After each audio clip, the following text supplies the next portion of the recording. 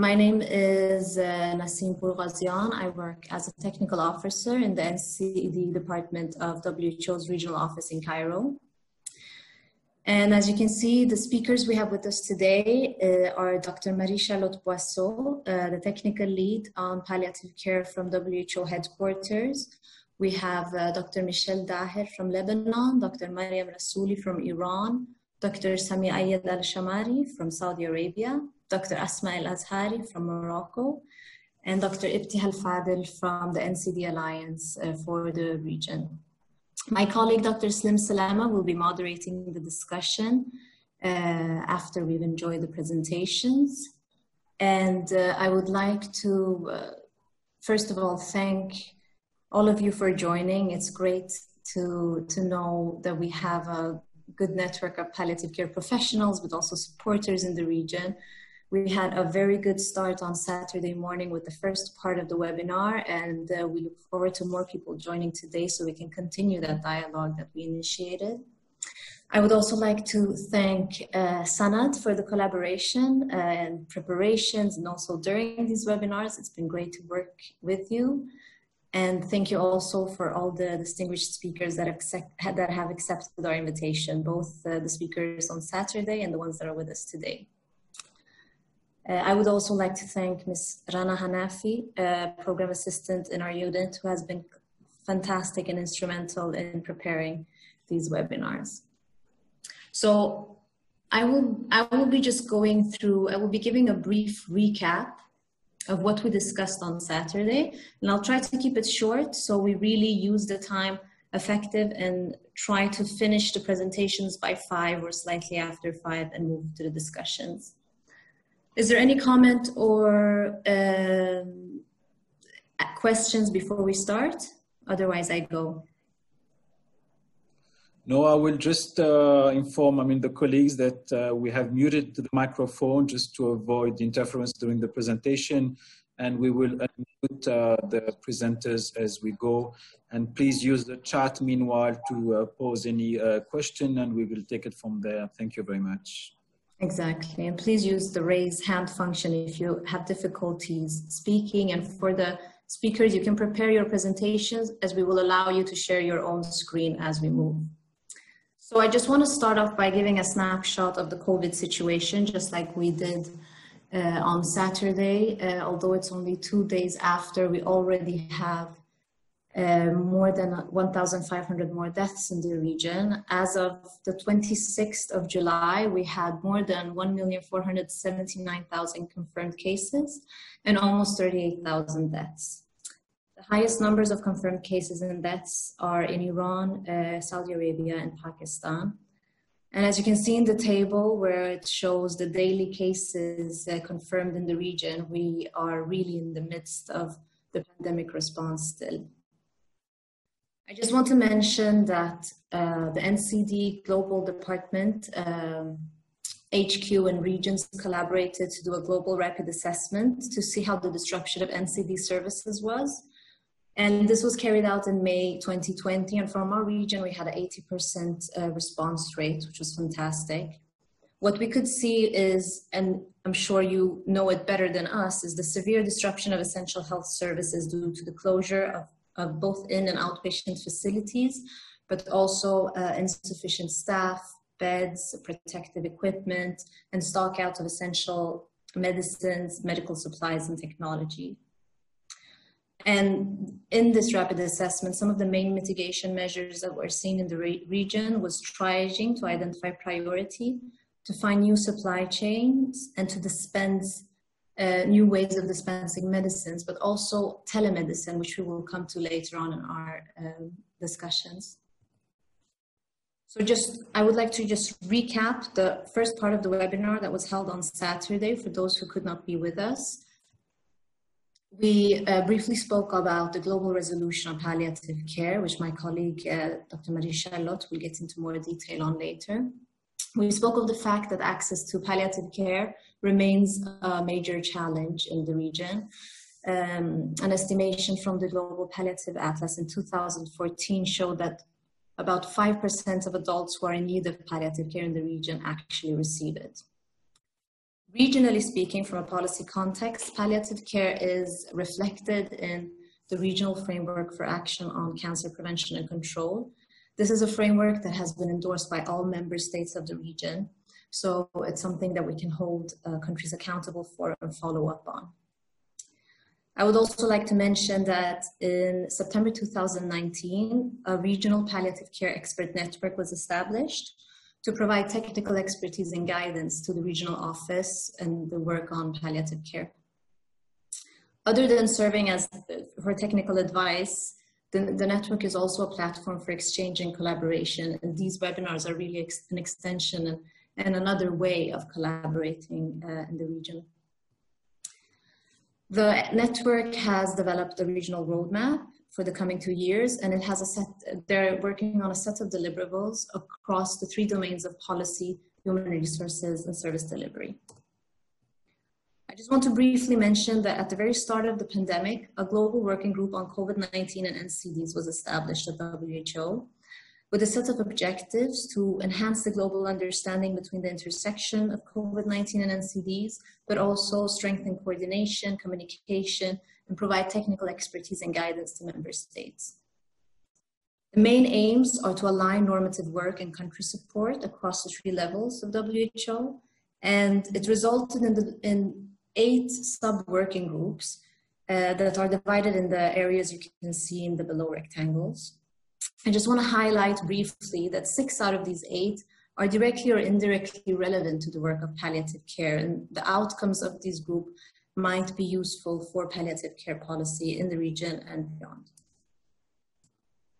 So on Saturday, we had 6 presentations given, and we heard about country experiences, among others. Although we started with a presentation by Dr. Saba Boufred from King's College, who shared with us the preliminary findings of an ongoing cross-sectional study on preparedness to face the COVID-19 pandemic in hospices and palliative care services in the Middle East region. Dr. Pamela Farah gave us some insight on the clinical work and COVID-19 adaptations of a home hospice organization in Lebanon. Dr. Amina Al-Ansari shared her experiences on the pandemic response adaptations and also how they work at a hospital-based palliative care unit in Kuwait.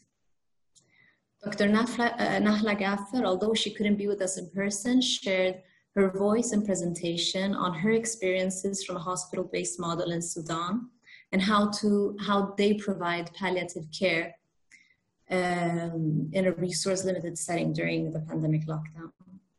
We also had a presentation from Pakistan and our colleague, Dr. Mohammed Atif Waqar, who shared their experiences from the Aga Khan University, how they've embraced technology and found new ways to collaborate with the emergency department to fast-track palliative care patients, but also their capacity building and so on. Last but not least, we got an outside perspective from the UK, where Mr. Claude Chidiac from Hamilton University shared with us the results from a retrospective service evaluation to understand the impact of COVID-19.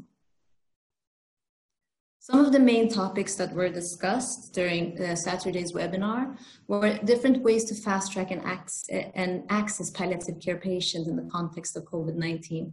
For example, home-based screening and using palliative care nurses to test patients so that they do not have to go through the ER.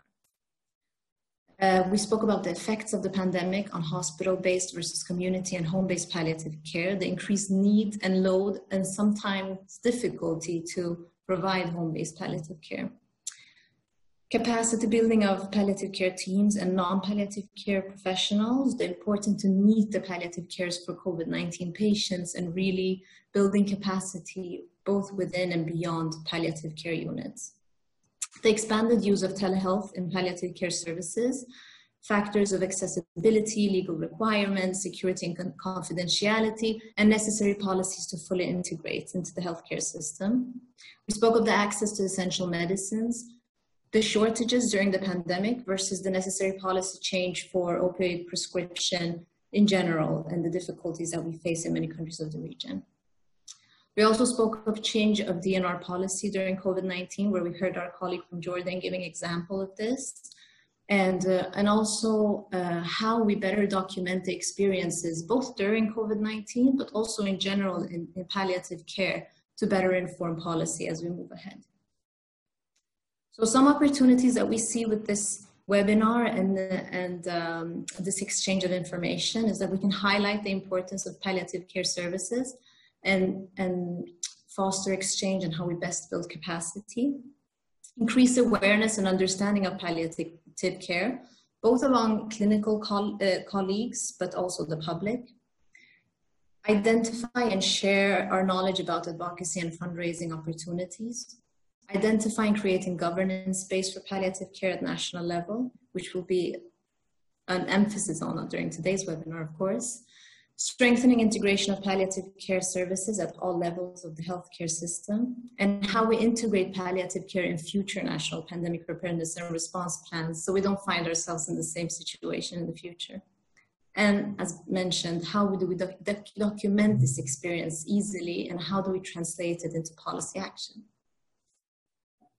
Thank you, and without further ado, I would like to ask my colleague Marie-Charlotte to share her screen and give her presentation. We will have time for Q&A in the middle. Thank you, Nasim, and good afternoon to everybody. I'm actually delighted to be with you today. Actually, it's a great opportunity and very timely. So I want to thank SANAD and my colleagues from the EMRO office for this great opportunity. I'm now trying to share my screen, so please let me know if you can see it. Yes, we can see it, Marie-Charlotte. You just need to increase, perhaps, yeah, and that's it. So, as Nasim already mentioned, I work in a department called Integrated Health Services in WHO headquarters. And our particular concern is to make sure that we have integrated and people-centered health services. I often say that the best example is actually the strengthening of palliative care programs, which, as you very well know, have to be integrated at the different levels of care, and also across disease groups, non-communicable disease, of course, but not only, also communicable diseases, and for all age groups. As you very well know, we use the WHO definition, which is also very broad, to define palliative care as this approach to improve the quality of life of patients and their family. And this includes obviously pain control, but not only, all sorts of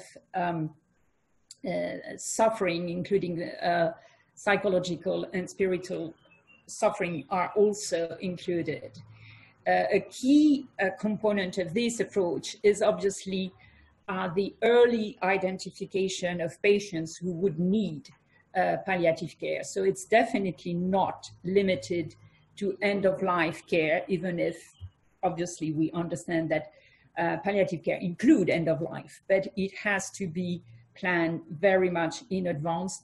I'm sure you are all convinced of this, but it's sometimes still difficult to convince others, sometimes also policymakers, about the real meaning of this approach. So as Nasim mentioned earlier, the mandate on palliative care was given to the organization by the adoption of the World Health Assembly resolution in 2014, which is actually a very good document in terms of insisting on this holistic approach and comprehensive approach of palliative care. Now, what I would like to do in this brief introduction is to spend a couple of minutes on the reason why, the fundamental reasons why we have to strengthen palliative care in all sorts of settings. And this is due to an ethical duty, the ethical responsibility of non-abandonment. This responsibility, as you very well know, is, of course, a responsibility for professionals, healthcare professionals, but it's also a responsibility for policymakers and health system to ensure that the conditions are in place so this duty of care is possible in practice. We have seen in the context of the COVID-19 that it is sometimes extremely difficult because of the emergency, and we will come back to this issue in a minute, also on the fact that health systems are suffering disruption. It is always very difficult to keep the continuity of care, and I think we have to remind this ethical duty to everybody, so at the end, people in need of palliative care can access to it in concrete in this situation. Many patients are in need when they are suffering respiratory failure, and in particular, ventilation has to be withdrawn. So there is a chain between the different levels of responsibilities. Abandonment of patients by clinicians has been identified as an act of torture. So it's definitely a huge responsibility. But there is a linkage with existing national policies and the real preparedness of health system to allow professionals to provide this kind of care. So as I mentioned, one of the big challenges we are facing in this crisis is the disruption of health services, including in high-income countries, and the fact that human resources, infrastructures, financial resources, so the whole health sector is lacking coordination and is focused on the response to the pandemic with a high risk of delay for other interventions in general, but in particular for palliative care.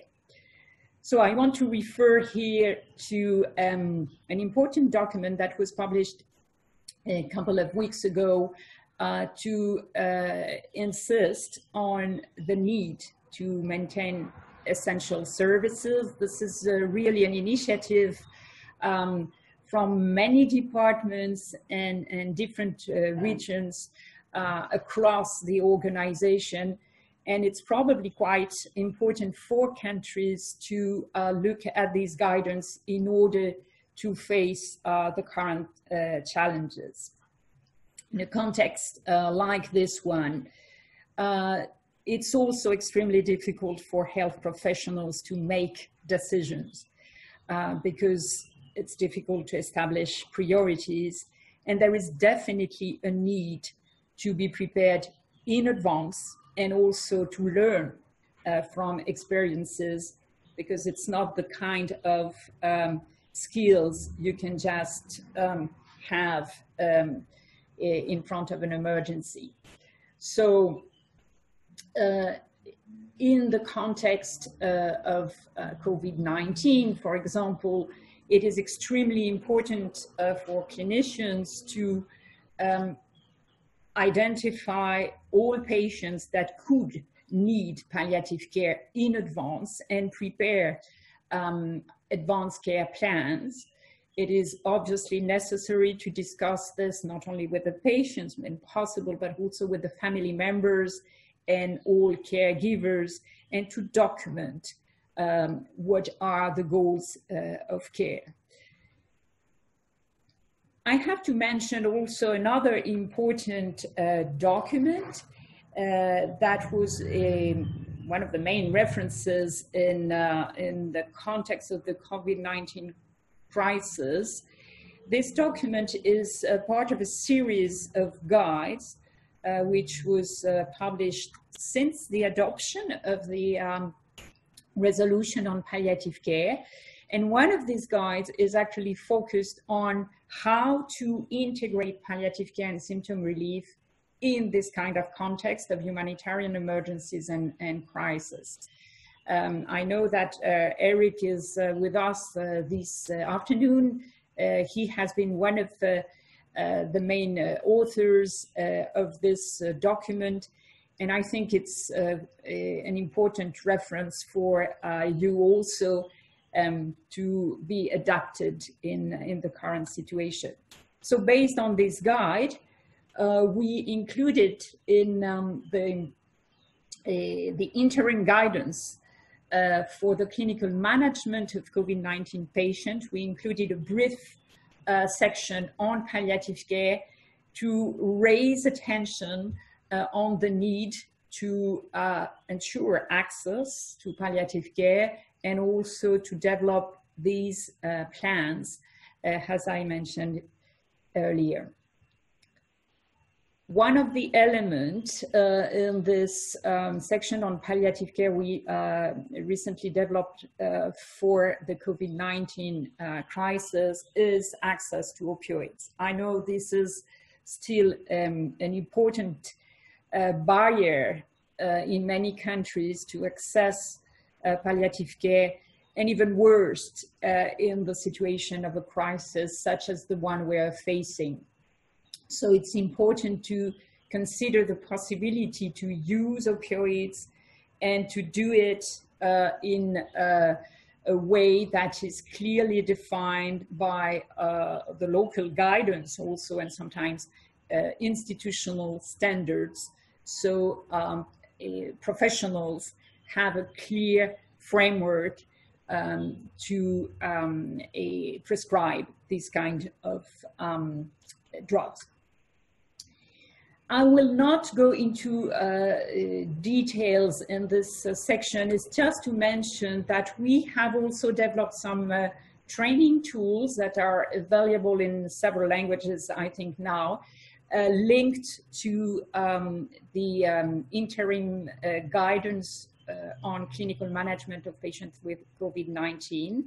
So you have some basic knowledge that can be useful for a clinician who are not specialists of palliative care in providing this kind of care to patients. Actually, who can provide palliative care? This is often a question, and I think we have to be clear that even if we need specialists of palliative care, we also need people with less knowledge, less specific knowledge in palliative care, but trained in a way that they can provide a palliative care when needed, where needed, and this is important in different kind of setting, including primary healthcare level and even home-based care. So it's very important to also have this kind of basic training available. I want to share with you another important work we are currently doing also with some colleagues who are part of this seminar in order to strengthen palliative care services and to strengthen the preparation in delivering palliative care, even in crises such as the one we are facing. One key aspect is the need to measure what we are doing in palliative care programs. And this has been identified as one of the priority of work for the organization this year and next year.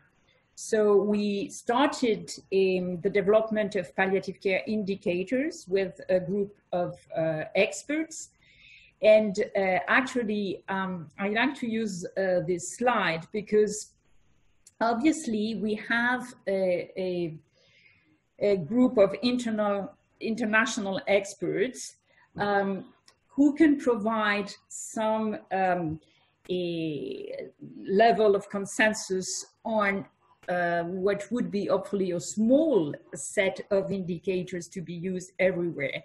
But we cannot forget that we have to adapt, and building a palliative care program is like building a house. You have to be very well aware of the setting, including the cultural setting where this is going to be done.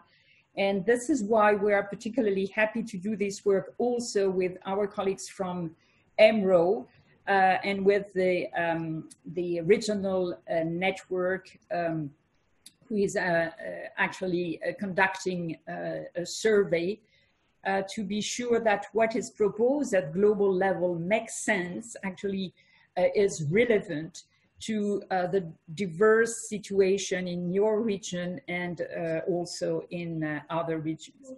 For us, it's particularly important to have this set of indicators so we can also have a level approach and evaluate progresses in the different countries.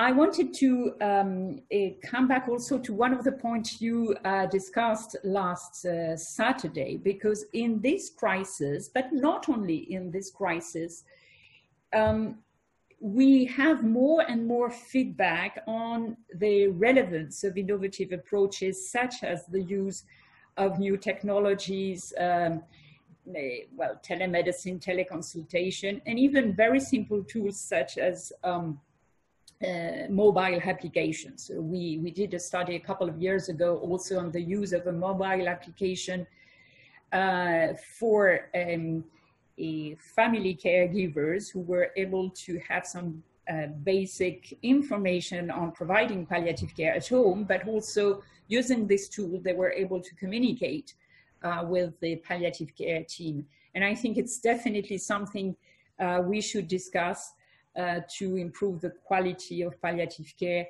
in particular in this context of home-based care.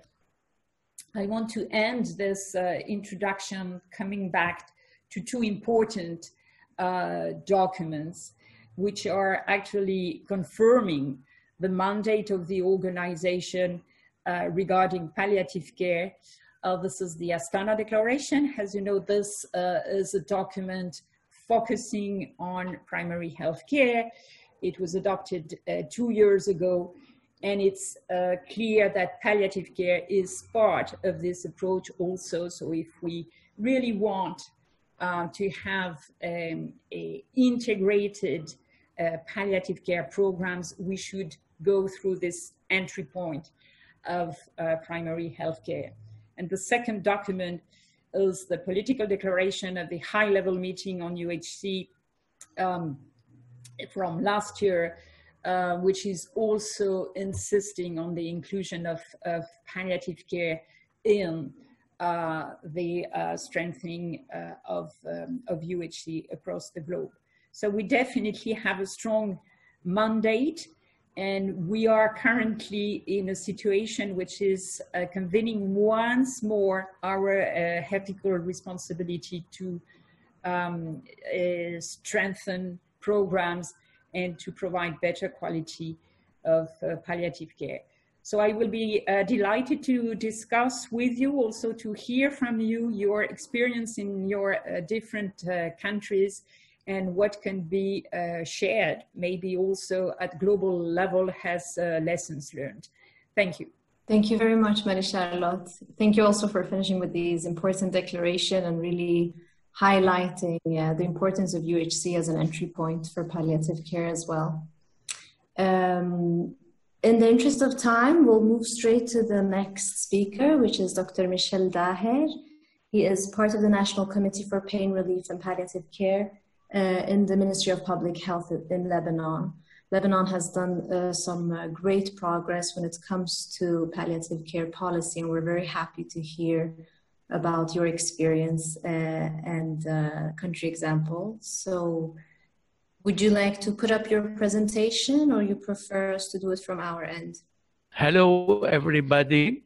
It's great having you all this morning, and thank you WHO and SANAD for the opportunity. And I'm pleased to be just talking after Marie-Charlotte, who had an excellent introduction to the session. I start my topic by the palliative care and COVID-19 challenges and opportunities by a reminder that healthcare is a human right. And of course, people, every person who will need palliative care will have access to these services. States and countries must ensure that people enjoy that right. And finally, the national health system should include palliative care program. Our policy at the national level is that patients' referral to palliative care team will be for several reasons: symptoms control and psychological and spiritual needs, and of course, end-of-life planning and support. When to consult palliative care team? Every time we have a disease, a life-threatening disease, we should start from the beginning a diagnosis to consult palliative care team and continue along the progression of the disease from diagnosis to end of life. We insist on the multidisciplinarity and the interdisciplinarity of the team, which include several specialists from physicians, nurses, pain management, psychiatrists, social worker, and of pharmacists and physiotherapists and other, depending of the case. Reaching this policy was not a rapid process. It started in 2000 in Lebanon, but a good milestone, an important milestone, was in 2004, where we had deep legislative changes in the country. The law that we call the famous law of patients' rights and informed consent in 2004 have taken several ethical issues in consideration. And of course, we had a response and application about the futility of treatment, about an answer for DNR orders and how to manage with people who will need this order. And of course, the availability, affordability, and easy prescription of opioid, especially oral morphine. And most important at that time, the creation and activities of NGOs that offer home-based palliative care. And SANAD, who is promoting of this meeting with the WHO, is one of our famous and the most active one in Lebanon for the time being. And an important milestone also in Lebanon had the creation of the National Committee for Pain Relief and Palliative Care. This was in 2011 by the Ministry of Public Health, and which put the basics of the implementation, education, promotion, and development of palliative care in Lebanon. Four teams were treated and put by this national subcommittee: the education, practice, research, and policy. Here are the, if you want, the aim and the objective of this committee, which include leading palliative care professionals and representing almost or the palliative care organizations, universities, and also the Ministry of Public Health. This is a copy of the decree of the creation and the mission that was established at the Ministry of Public Health for the committee, the National Committee Palliative Care. And now we can say that the current situation and the policy that include introduction of in the pre and postdoctoral curriculum, drug availability, recognition of the new specialty with new physicians and nurses specialists that came back to Lebanon and starting their work, and effective care services in the main hospital of the country. And more recently, a new ministerial decree for palliative care services reimbursement was and it's putting how to reimburse the services of palliative care either in the hospital or in hospice or at home care. We can say that palliative care stakeholders in Lebanon are now well identified, and they are working together for the implementation and development of palliative care. The Ministry of Public Health, we have palliative care units in the main university hospitals. We have mobile units that are working with the hospitals and continuing for home care. And we have, of course, SANAD that came for home care of our patient. So, and here can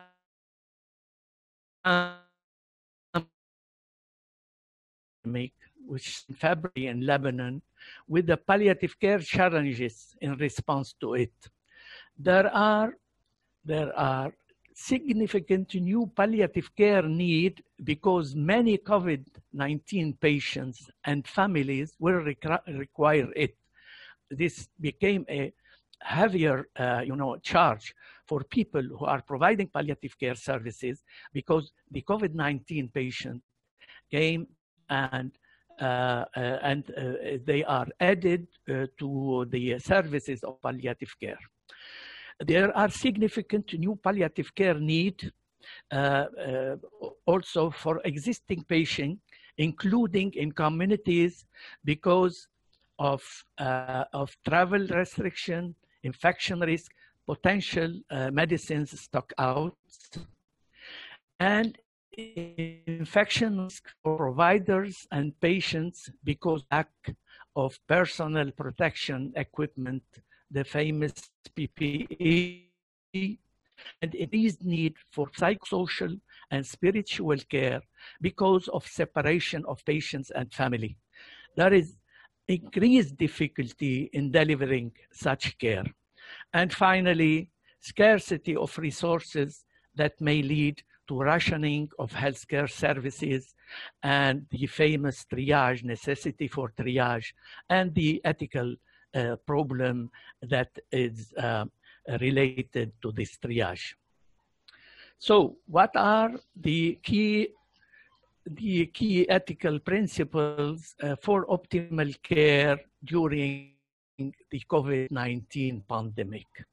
First, abandonment, and and of course Marie Charlotte started as a presentation with this. It is important that there will be a continuity of treatment of these patients. The second is the respect for persons, and of course the informed consent here is very important. We should always inform our patient and have their consent. The autonomy that should only be restricted when compelling public health reasons,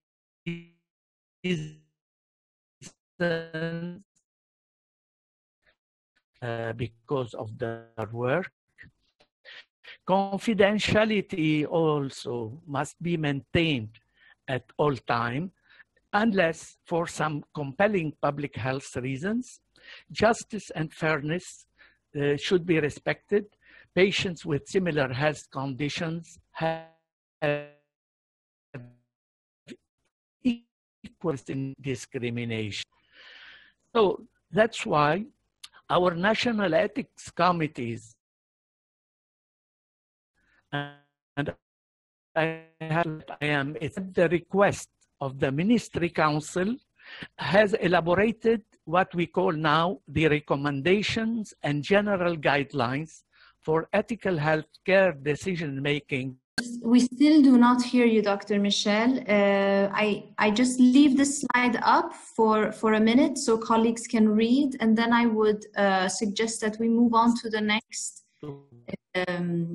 presentation, because we cannot hear you. I hope we can solve this problem by the time we get to the discussion, because we're really keen to hear more about the Lebanese experience. Okay, ma'am. Sorry about this. And thank you also for highlighting the ethical principles. I think we often make the economic and the policy cases, but we cannot forget the ethical case for palliative care and the work that healthcare professionals do. And as I mentioned, the Lebanese experience to integrate palliative care into the Ministry of Public Health has been a really good example. So I hope we can discuss this more in the discussion, and I hope the sound will work better by then. So in the interest of time, I would like to ask Dr. Mariam Rasouli. She's part of the Ministry of Health and Medical Education in Iran, to put up your presentation and let us hear about the Iranian experience when it comes to palliative care. Over to you. Thank you, Dr. Nassim. Hello, everybody. First of all, I would like to thank our colleagues in WHO and SANAD for organizing the webinar, and it would be my honor to attend, and thanks for your invitation. I would like to talk about the response of palliative care in Iran to COVID-19. First of all, I would like to describe the PC status in Iran very briefly. As you know, NCDs are the most important cause of death in Iran. And one of the main necessities in the health system is to provide palliative care for these patients. Palliative care is a relatively new concept in Iran, and Iran is in Group 3A in terms of PC provision in the world. And as you know, in this group, palliative care is provided sporadically and is not well supported. About the history of government activities in the field of palliative care, it dates back to 2011, when the development of palliative care service package for cancer patients in Iran began, and it's still being implemented. Accordingly, an action plan has been designed for the development of palliative care in Iran, which includes components such as the development of home care services, human resources training, free or low-cost access to essential medicines, and the revision of healthcare guidelines. I would like to say that the communication between the Ministry and health services, including palliative service delivery throughout the country, is established by 64 universities of medical sciences, which are located in all provinces of the country. And it's interesting to know that Iran is one of the few countries where the Ministry of Health is responsible for providing health services as well as medical education and research. And due to its special structure and the fact that it covers the whole country, the PHC system is considered one of the most important advantages of our health system, through which many services can be provided for the entire population. Since there exists no independent and organized palliative care system in Iran, this type of care is implicitly provided for cancer patients as a part of cancer management by the Iranian health system. About essential medicine, it's a part of PHC that's distributed in the network system among people needing these drugs. Therefore, these drugs are available almost all over the country. Another advantage is the large number and the geographical distribution of home care centers across the country. And currently, there are about 400 active centers in Iran, many of which provide non-specialty PC services for patients. And considering the importance of healthcare professional training in PC provision, several informal courses are being offered in hospitals and some nursing schools. And in regard with the current situation of the country, one of the most important advantages of palliative care is the large number of researches and articles published in this field, which is especially important in the needs assessment and the development of a structure to establish a palliative care system. About the challenges, there are challenges towards the establishment of palliative care, the most important of which are the items provided in this slideshow. These challenges include the lack of a national PC program, no budget being allocated by the MOH, the lack of a clear and well-defined structure in the health system, and the lack of a position for palliative care providers. And one of the important challenges is the difficult access to opioids, which has always brought up difficulties in the country and has resulted in Iran's poor rank among the countries in the region. Although morphine is produced by several pharmaceutical companies in Iran with a quality close to international standards, patients do not have enough access to it due to the strict regulations, unfortunately. After an oncologist prescribes the drug, the patient requires to visit the treatment deputy of the related university and to obtain a permission for receiving morphine from some specific pharmacies. In order to overcome these challenges and move towards the establishment of a palliative care system, measures are being taken, including the development of an independent position for the palliative care, making efforts to obtain the insurance coverage for palliative care is very important for us and for our patients. The establishment of long-term care facilities and the establishment of a pediatric palliative care system, and efforts have been made to increase the number of in-service healthcare professional training courses. But about the COVID-19, as the second country to declare 2 COVID-19 deaths on February 18, within 50 days after China, unfortunately, Iran is still among the countries with the most cases of COVID-19 infections and deaths. And obviously, overcoming this pandemic requires specific strategies varying from country to country.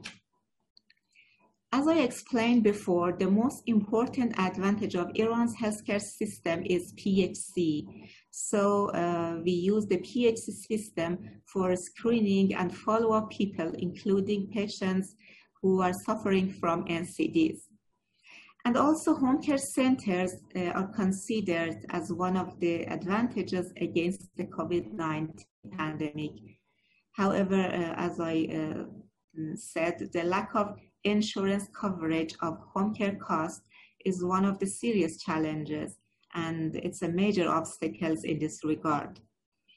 Since the beginning of COVID-19 outbreak, the provision of home care for mild COVID-19 patients with underlying diseases became very important.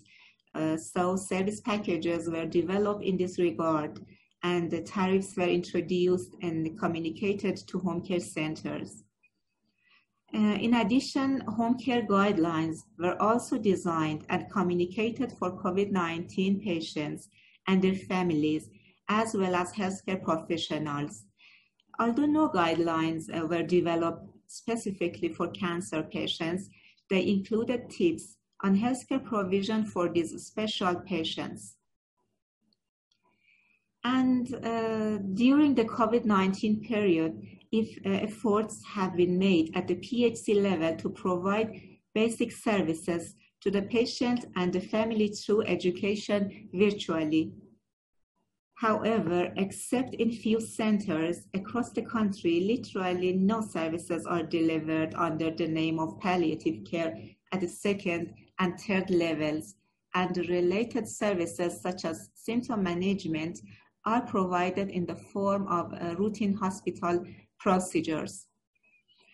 And a treatment guideline on dealing with COVID-19 has also been developed in regard with patients with cancer. And for instance, using telemedicine can be utilized to do patients' follow-ups. Furthermore, COVID-19 diagnostic protocols are developed separately for patients with cancer. As an example, lung CT scan is mandatory in cancer patients, even in the absence of respiratory symptoms. And also the development of instructions for providing mental counseling services, and its communication was one of the important actions to promote mental health in these patients. And since the outbreak of the pandemic, efforts have been made to teach the basics of dealing with COVID-19 and to raise the staff's awareness. Obviously, if a strong palliative care system existed in Iran, care services would be delivered to cancer patients in an organized way by taking into account their specific conditions. For instance, problems concerning pain management are naturally being increased during COVID-19 because many patients or their families prefer not to leave home for the fear of getting infected by the disease. Obviously, aside from all the problems it has caused, COVID-19 has created opportunities and that may move the palliative care system forward.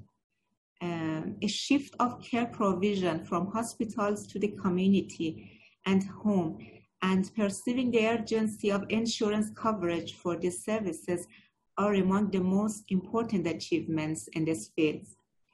In addition, focusing on the organization of volunteers and the community participation in care delivery, understanding the importance of the presence of a psychologist, the utilization of telehealth during care provision and follow-ups, and the need to revise the procedures of drug prescription and distribution are among the other positive consequences of COVID-19. Ultimately, it's certain that COVID-19 pandemic will end as did all previous ones, although it obviously will not be the last. Therefore, the lessons learned from managing it in each country and sharing it with other countries can help prepare the world to deal with future pandemics. Thanks for your attention. Thank you very much, Dr. Maya, for an interesting presentation. Thank you also for highlighting the high number of publications that you have on palliative care. And this is, of course, relevant to what we mentioned before on documenting the experiences, part of what we discussed on Saturday, and we might also have the chance to discuss sooner in our discussion. So next speaker is Dr. Sami Ayed Al-Shamari, palliative care doctor and consultant at King Fahd Medical City in Saudi Arabia. Please, over to you for your presentation on the Saudi Arabian experience. Thank you very much. Hi, everybody. This is Dr. Sami Ayed Al-Shamari. I'm palliative care consultant working in Saudi Arabia since the last 16 years. I'm also a palliative care national lead in Ministry of Health. I'll give you a brief about what's happening for Saudi Arabia and in particular palliative care patient and family during the COVID-19. So we start, if you want to hear the story of palliative care in Saudi Arabia, it is back a long way back to 28 years in 1992 when it is started palliative care service in King Faisal Specialist Hospital, thanks for Canadian physician in that time who was initiated palliative care service. It was Dr. Black Fraser, Dr. Stuart Brown, and others. They start the backbone of palliative care service in Saudi Arabia. Since that time, the service is gradually spread through the country. It was initially in tertiary hospital, institute, and then become starting to expanding further to the Ministry of Health hospitals. And it was steady expanding until we reach September 2016.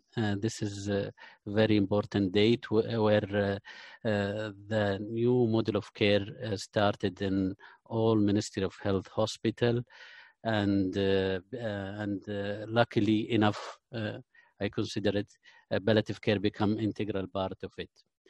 And after starting the new model of care in 2017, DNR policy was implemented on all national hospital, although the DNR policy was implemented in late 90s in the last century, and in 2018, national palliative care guidelines initiated by expert physician, 20 physician by Saudi Health Council, and spread since that time.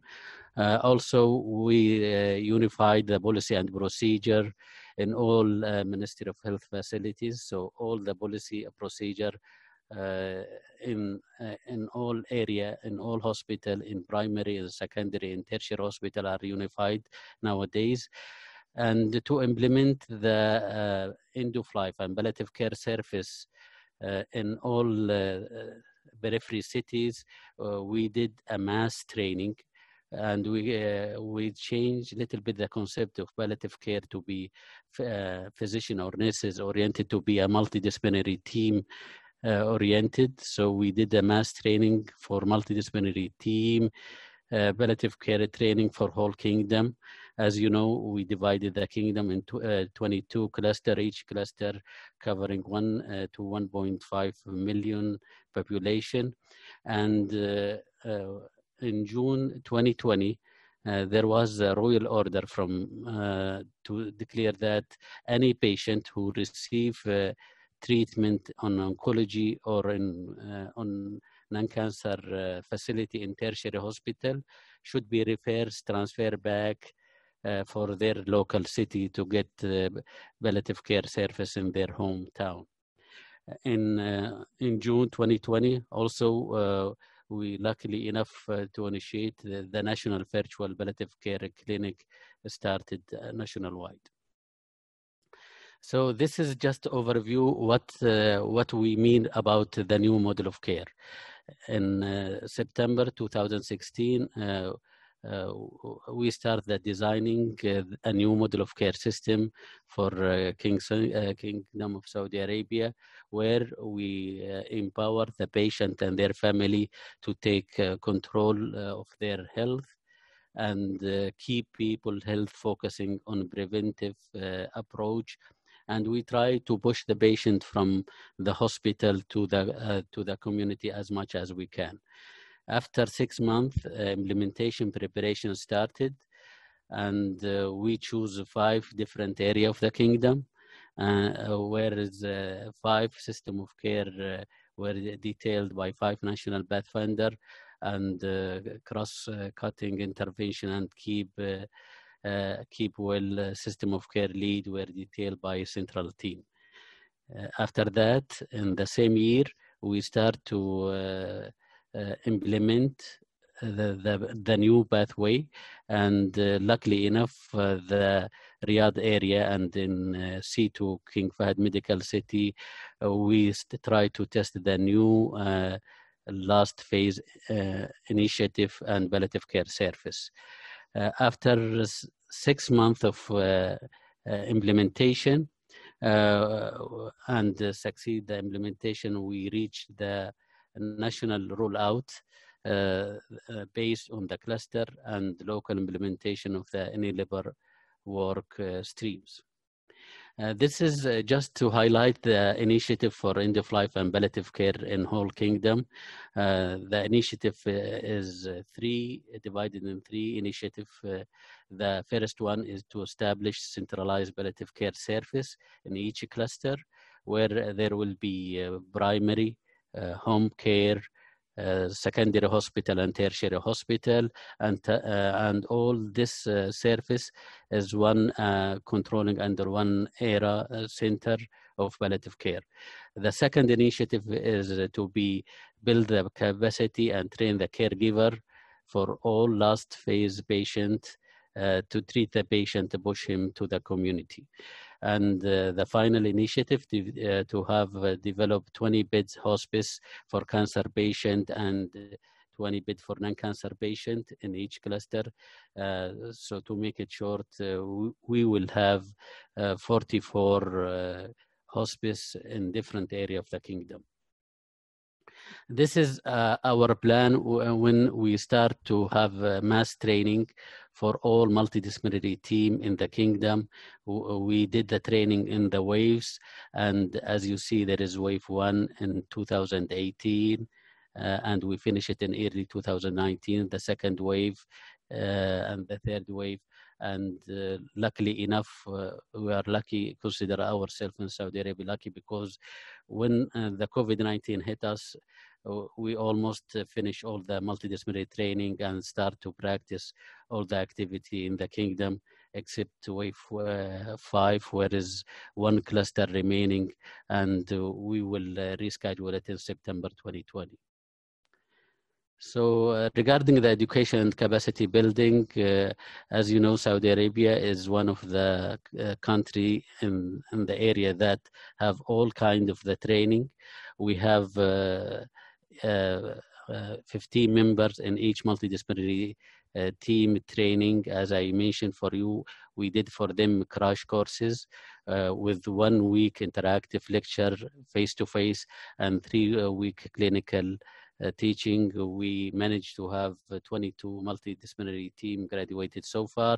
Also, we have a 3-month palliative medicine certificate for those who's non-palliative care physician, i.e. oncology or family physician, who want to have further certificate and practicing and prescribing narcotics.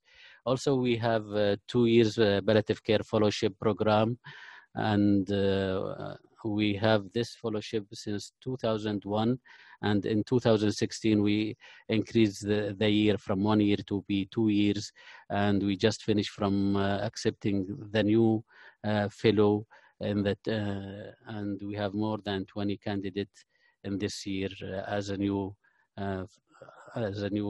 palliative care fellow. A lot of undergraduate and postgraduate rotation mandatory for the student and physician, for nurses and physician. I'll give you example. We have mandatory rotation for internal medicine program, family medicine program, oncology, anesthesia, and others.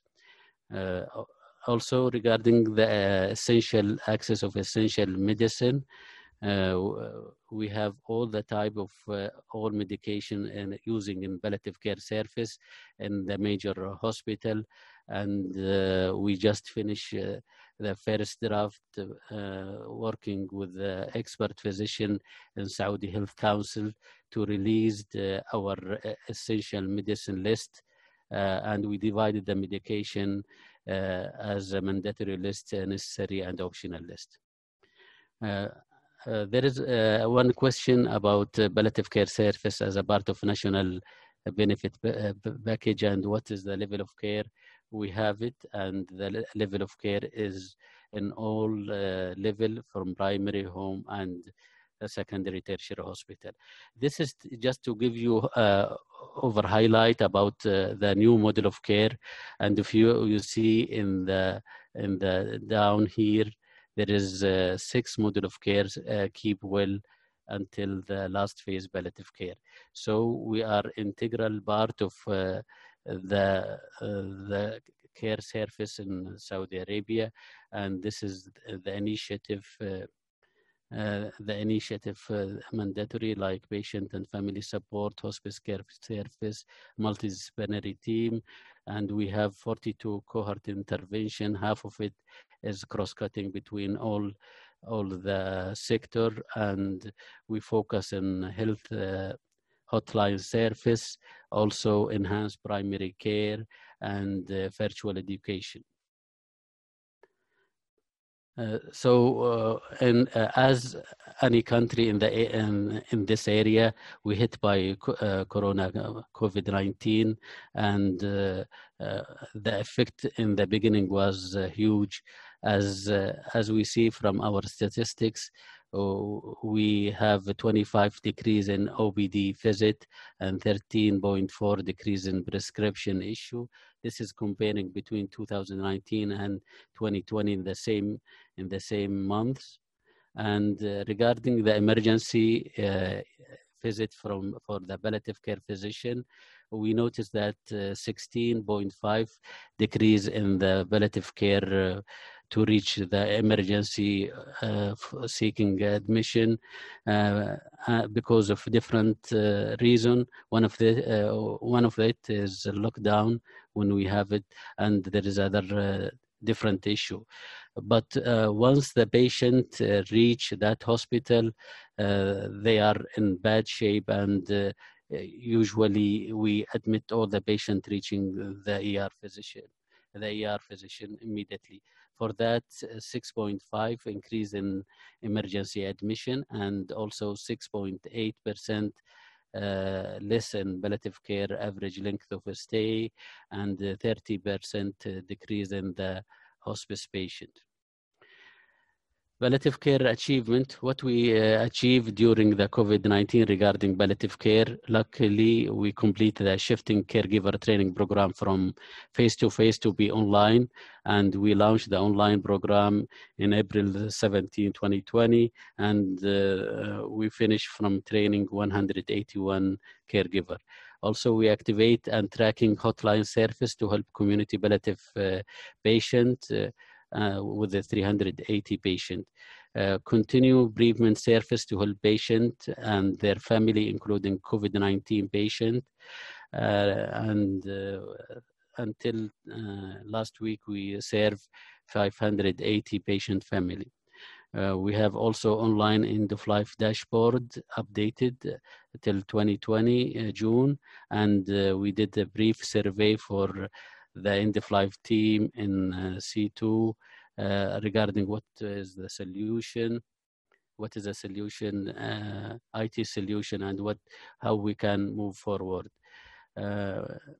We contact the Ministry of Interior regarding using narcotics and sending narcotics through the mail service, and we get the permission for sending this medication, sensitive medication, to the patient through the mail. And also we continue seeing palliative patients virtually, especially for those who are in primary health care after they close some number of primary health care due to shifted the service to be screening center for COVID-19. We didn't forget the education for the multidisciplinary team for nurses, physician, and we did 3 knowledge sharing session with a good participant, and the example is like bereavement service during COVID-19, last phase hotline, and breakthrough pain management. We also observed the shock regarding the teaching the fellowship fellow, and we shift all the education activity through the Zoom, and we have increased 20% shifting the patient from the hospital to the home care service or community service. This is an example of our online caregiver training program, and with 6 modules that including different subject helping the caregiver to care for the patient end of life in the home. Also, this is the hotline service, and this is the result. I just give you some of the brief about why they calling. If you see in the left side, this is we discovered that majority of the patient calling through the hotline because they need to refill medication, and 31% of the patient asking about they have symptoms, complain, and other they want to reschedule their appointment. If you see in the middle of this screen, if the patient after the end of the calling, if they are happy, and we discover 91% of the patient they are happy, and the last statistics regarding who's calling, and we discover 50% of the calling was the son of the patient or daughter, and only 32% of the patient himself is calling. And regarding shifting the tertiary hospital from face-to-face to the virtual clinic, we succeed to shift 5 to 7% of all patients, and with 80% satisfaction rate. And this is an example from Ministry of Interior to accept sending narcotics medication or palliative care medication through the kingdom through the mail service. So what is this is the last slide, just to recap what we are planning to do after recovery from the COVID-19. We will continue to expand virtual clinic to be 30% in the end of 2020, and continue to expand in community palliative care service, especially for community hospice, primary health care, and home care service. Expanding the time for hotline service to cover 24s instead of 16 hours now, and also expanding non-cancer palliative care service to having, we have now cardiology non-cancer. We will expand for seeing patients with the nephrology, with the lung disease, with the with liver cirrhosis, neurology, etc. We will collaborate with the private sector. So far, we have 2 hospices, one in Riyadh and one in Jeddah, and we will invest more to have collaboration with the private government relationship. And last point I want to emphasize about it is training is the key for any success implementation of palliative care. So we will do more training in palliative care service in the coming days. Thank you for listening to me, and I hope to cover what is going on and the service in Saudi Arabia. Thank you very much. Thank you very much, Dr. Sami.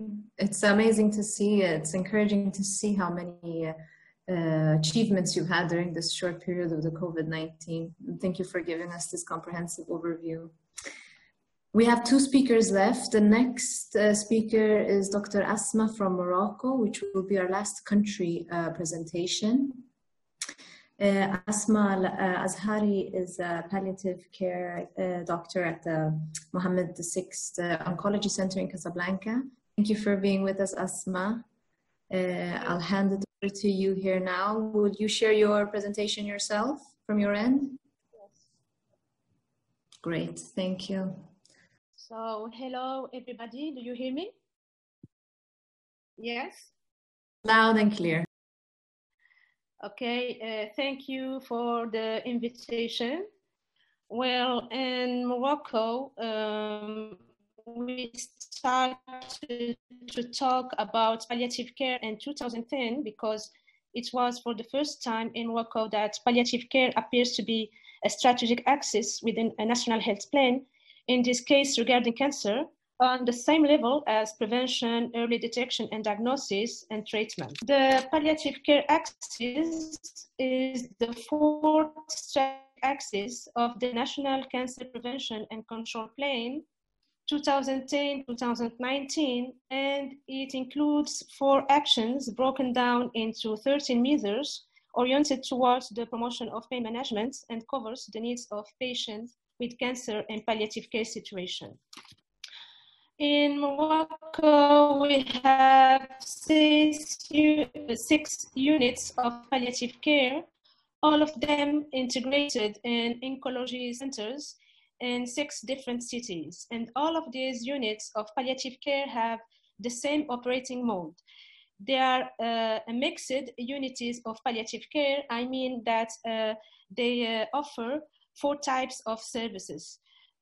All outpatient consultations for patients who are able to move around, consultation with principal caregivers and bereavement consultations, home visits for strained patients living in urban area, and hospitalization and day hospital for patients with uncontrolled and complex symptoms. And we have also a phone service available every day of the week.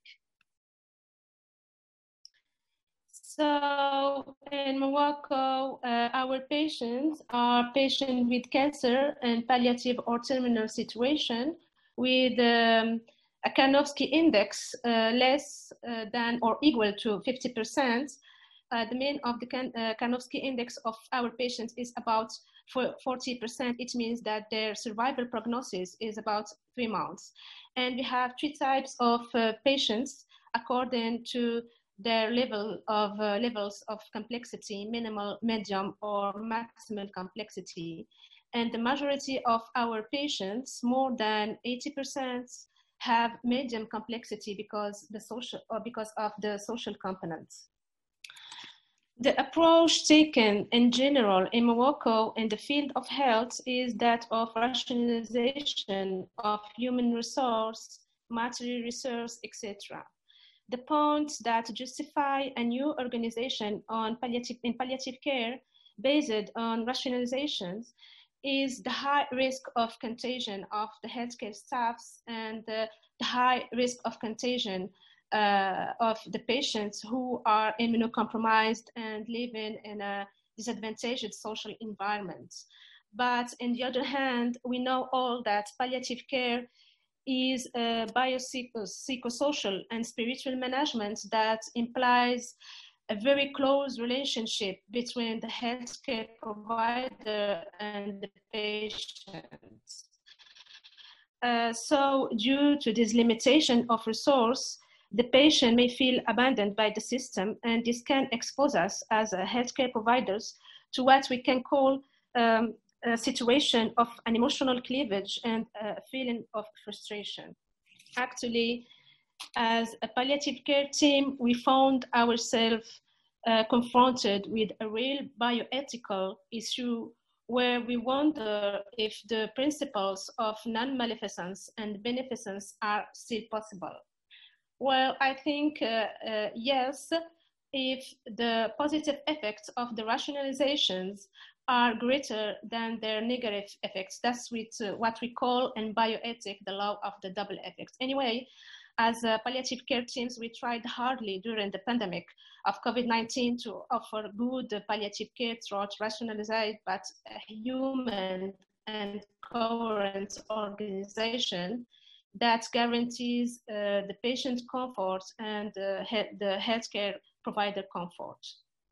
So regarding the outpatient consultation, we prioritized the consultation that cannot be postponed with the patient with maximal complexity who are unstable with uncontrolled symptoms that we cannot be resolved remotely. Apart of that, the consultations were limited to the new cases referred to the unities and the consultations with the principal's caregivers. The hospitalizations were indicated when we had no alternative, only in case of an extreme indication through a short stay in a single bedroom. In this case, the administrative hospitalization protocols were made as easy as possible to avoid the comings and goings of patients and their companions as much as possible. Same thing for the day hospital. It was reserved to gestures that cannot be carried out by the caregiver at home, and when the home hospitalization is impossible to achieve because of the social context. We prioritize mostly the ACT sphincters with respiratory discomfort.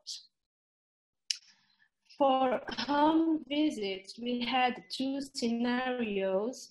The first one is regarding the teams that can maintain the home visits, teams with the driver available, teams who work in a small urban area with a small number of patients and usually do a small number of home visits, and having in this situation of COVID-19 enough protective equipment to work safely. For them, we recommended to prioritize home visits that cannot be postponed with patients with maximal complexity, and we recommended to do only one home visit per day and one healthcare provider per home visit, because usually the doctor and the nurse go together to do the home visits. And we recommended to call the family, the patient and his family before to do the home visit and ask if there is a fever or respiratory symptoms. And in this case, to use maximal protection measures if available. And the second scenario, the sad one, and when teams cannot maintain home visits because their driver were redeployed to work and COVID-19, teams who work in very big urban area like Casablanca with a lot of patients and doing usually a lot of home visits and not having, in this situation of pandemic, enough protective equipment to work safely. For them, we recommended to strengthen telephone consultation and health education for caregiver, and to extend prescription and to give to the families a provision of the expensive equipments or equipments that are not easily accessible in pharmacies. Normally, we have more call received than call made, but in COVID-19, we recommended scheduled calls through a calendar of made phone calls in order to avoid to lose patients from the follow-up. So the call can be done by the doctor or the nurse, dependent to the needs of the patient and his family. And we established a frequency of calls according to the complexity of each patient. When the patient is stable or asymptomatic, or living in very favorable social environment. So we call him one time every 2-3 weeks. But when the patients has a medium complexity with a lot of symptoms and taking a lot of treatments or large doses of opioids or having a bed sores or tumor sores, so we call the patient and his family 1 to 3 times a week. And when the unit patient family has a very high emotional complexity, and when the patient is living his last days, so we call them every day. For opioids, we have 2 kinds of prescription terms. one for the RAMID patients. So RAMID patients is the patient who doesn't have income and can have free medical services. For this type of patient, we usually dispense opioids every 2 weeks, free or of charge in the oncology centers. And for the other patients, they usually buy the opioids through a prescription of 28 days and pharmacies that are only available in cities with oncology centers. For caregivers, we recommended to the families to have preferably 2 caregivers for the patients. One caregiver who provides directly cares to the patients, and this one must avoid as much as possible contacts and must not go to health centers. And a second one who can go to the hospitals for consultation and prescription renewal for the patient, and this one must not be in contact with the patient. And if the first caregiver has fever or respiratory symptoms, he must be replaced by another family member. And we give some recommendations to caregivers, like to strengthen hygiene measures, to use gloves for cleaning the patient, to ventilate the home, to maintain a good hydration and hygiene, to use WhatsApp video calls, and to try to transmit calm and serenity for the patient, and to seek support from the community if they need it. For us as a healthcare provider, the situation of the COVID-19 has possible psychological consequences like anxiety, depression, post-traumatic stress. However, we know that palliative care teams have a lot of strengths. The most important of them is our relationship with the dying process that we cultivated through our daily experience in work, the teamwork and the self-care based on compassion and wisdom. To conclude, it seems that the usual organization of palliative care in Morocco was adaptable to the pandemic situation, but I wonder if we could maintain the main palliative care benchmarks, because I'm not sure that all patients with maximal complexity had home visits, and I'm not sure that all patients were able to access opioids, knowing that travel between cities was limited. So I think that proper palliative care doesn't only depend on the will and commitment of the palliative care teams, but above all on a political will for a true national palliative care plan and its corresponding budgets. Thank you. Thank you very much, Asma. And thank you really for highlighting the last point. We saw also from our colleagues in Saudi Arabia that the high level political support is really important, just like you're highlighting. So colleagues, we have passed the time, but I think that is just an indication of how important and interesting these discussions are. We've reached our last speaker, Dr. Ibtihal Fadil, and we will zoom out a bit from the country perspective to a bit more regional perspective. Dr. Ibtihal is the chair of the NCD Alliance Regional Branch for the Eastern Mediterranean region. Thank you, Dr. Ibtihal, for joining us today. And I will put up your presentation here and just let me know. I should shift to the next slide. Over to you. Thank you, Nassim. A greeting and good afternoon to everyone. I would like to take the opportunity to thank SANAD and WHO EMRO for inviting us to speak on behalf of the civil society group. So as Nasim saying, I'm the chair of the Eastern Mediterranean NCD Alliance, and I will be speaking on and presenting the voices of the civil society in relation to the work of palliative care. So just briefly, while the slide is on, we were talking about here the role of the civil society in area of palliative care.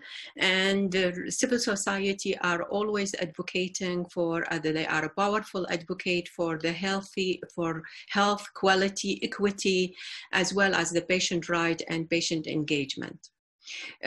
Eastern Mediterranean NCD Alliance is a non-profit, a network of organizations in the Eastern Mediterranean region. And we have over 35 organizations, or nearly is the 50 organization now. They are working with in different area, and an area we are focusing on, one of it is the advocacy, access to care, raising awareness, training and exchange of knowledge, and accountability. As you know, civil society are very familiar with the work. Can I have the next slide, please? Civil society are very familiar in the area of community care and community level, and they are ground root sort of organization. So they are very interested in area of palliative care and fundraising and support patient and family during this time. As well as other activity which is related to training and so on. And on next slides, I will be alluding to many of the area which we civil society has covering. But please, I'm going to use this opportunity to pay tribute and honor to one of our pioneer in the region in civil and palliative care, Dr. Hassan Abbas, who passed away in 2012. Dr. Hassan Abbas, I think he is one of the first people who just inspired me in the area of palliative care. He was working in King Hussein Cancer Center. At that time, when we first started to have a palliative care movement in the region, we had a meeting in a global meeting with colleagues from WHO headquarters in Hammamat in Tunisia. It was a global meeting focusing on the area of palliative care, decent care for people who are terminally ill or serious illness, which we are facing now in COVID situation. And most of the room was people who have suffered HIV AIDS at that time. And I was, like looking into exactly from the perspective of cancer, how we can collaborate with other people who are affected by serious illness, and what does it mean palliative care. So we came into the prospect of palliative care not only in terminal, very severe and dying patient, it's the whole spectrum, which also most of the colleagues have explained. So we are honoring Dr. Hassan Abbas for his work in this area. Next slide, please. So if we see like the civil society, they were pioneer in the region, as far as the region in area of palliative care. And as some of you know, that I had worked in the area of, as a regional advisor for non-communicable disease in the regional office, WHO, and including the area of palliative care. At that time, I think when I started to work with civil society is just because of the work of the civil society in area of palliative care. I was very much inspired by the regional work of big organization, to name some of them, like King Hussein Cancer Center, non-profit, Lala Salma, the Saudi organization, Lebanon. All of them, I mean, have done a great job in the area of palliative care to initiate the work.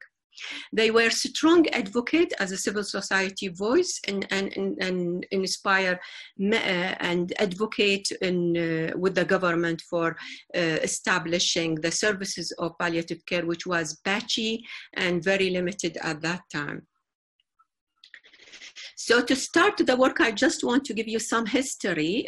Most of you might be on this list familiar with it. I mean, no, the slide before, sorry.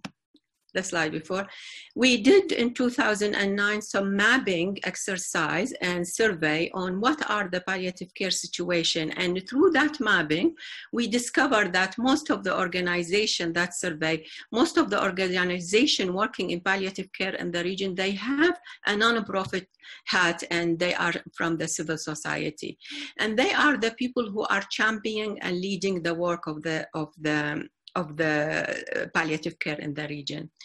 And to put it in the context, whatever followed that by different, like consultation on how to start a palliative care in the region and do the regional training. It's also heavily presented and attended by the civil society in the region. The regional strategy on cancer control, which developed in 2009, has specified a big section for palliative care based on the consultation with the group of civil society in the region. And then the WHO started what we call it the regional training program. It's an annual training program happen in different places, but it's 2-3 years was in Kuwait because of the presence of the civil society there, the Cancer Federation, the Gulf Federation for Cancer Control, which is a group of civil society dealing with cancer, as well as the presence of a training center at that time. Also, during this training period, there is a lot of things coming out of it. I mean, although we were not in you could say in a proper shape at that time, because most of like you have people coming as experts who train the regional, and we have a regional expert, and there is a lot of people who are also willing to work in this area, but when you train them and when they go back to home, there is no environment to support them. There is no structure and governance in Ministry of Health or their organization to allow them to work in the area of palliative care. So there is a gap. I mean, some people who are going to go and they are very enthusiastic, but there is no environment for them to work. But also one of the positive upside of it, like creating the Regional Palliative Care Association. And to this, I should be acknowledging the work of Dr. Mohammed Bouchnaq and colleague from Saudi Arabia in the creating of this association, which grew up and, like created a lot of other work which is generated, like the Atlas is also done by Dr. Hiba, is based of the collaborator from this sort of association.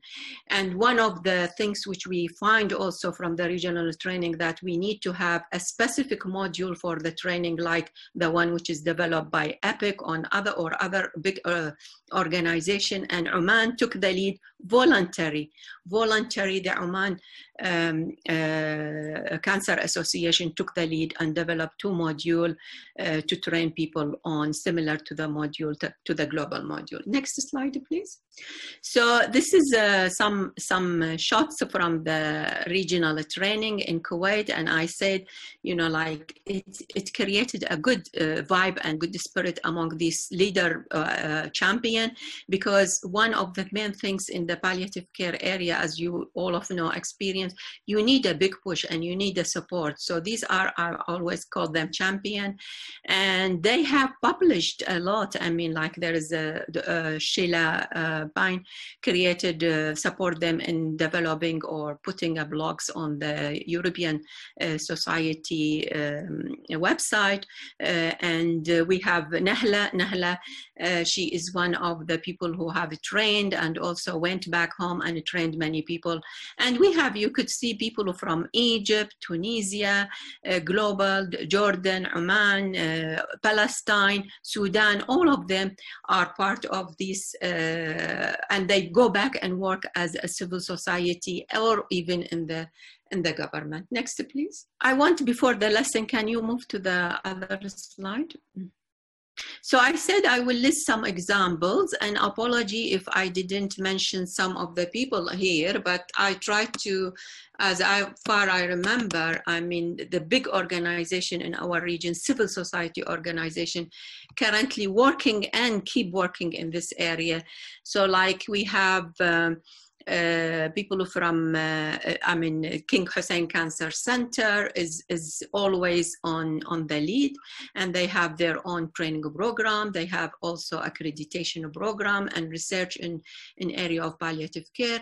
We have the Saudi, they are pioneer. They are the first country which has accredited the program for palliative care. We have Morocco, Lala Salma Association, they have illustrated very impressive activity, and they support many activity like in the following slide I have a photo of people from the Gulf Federation.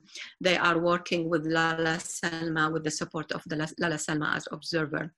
Not to forget the Kuwait palliative care activity, and we have listened in the last webinar, and for the government as well as we have a lot of palliative care center created a regional momentum and regional platform for developing the activity.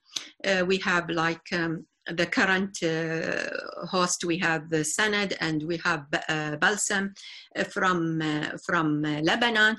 They are a big civil society organization, and they are working on a volunteer as well as other activity.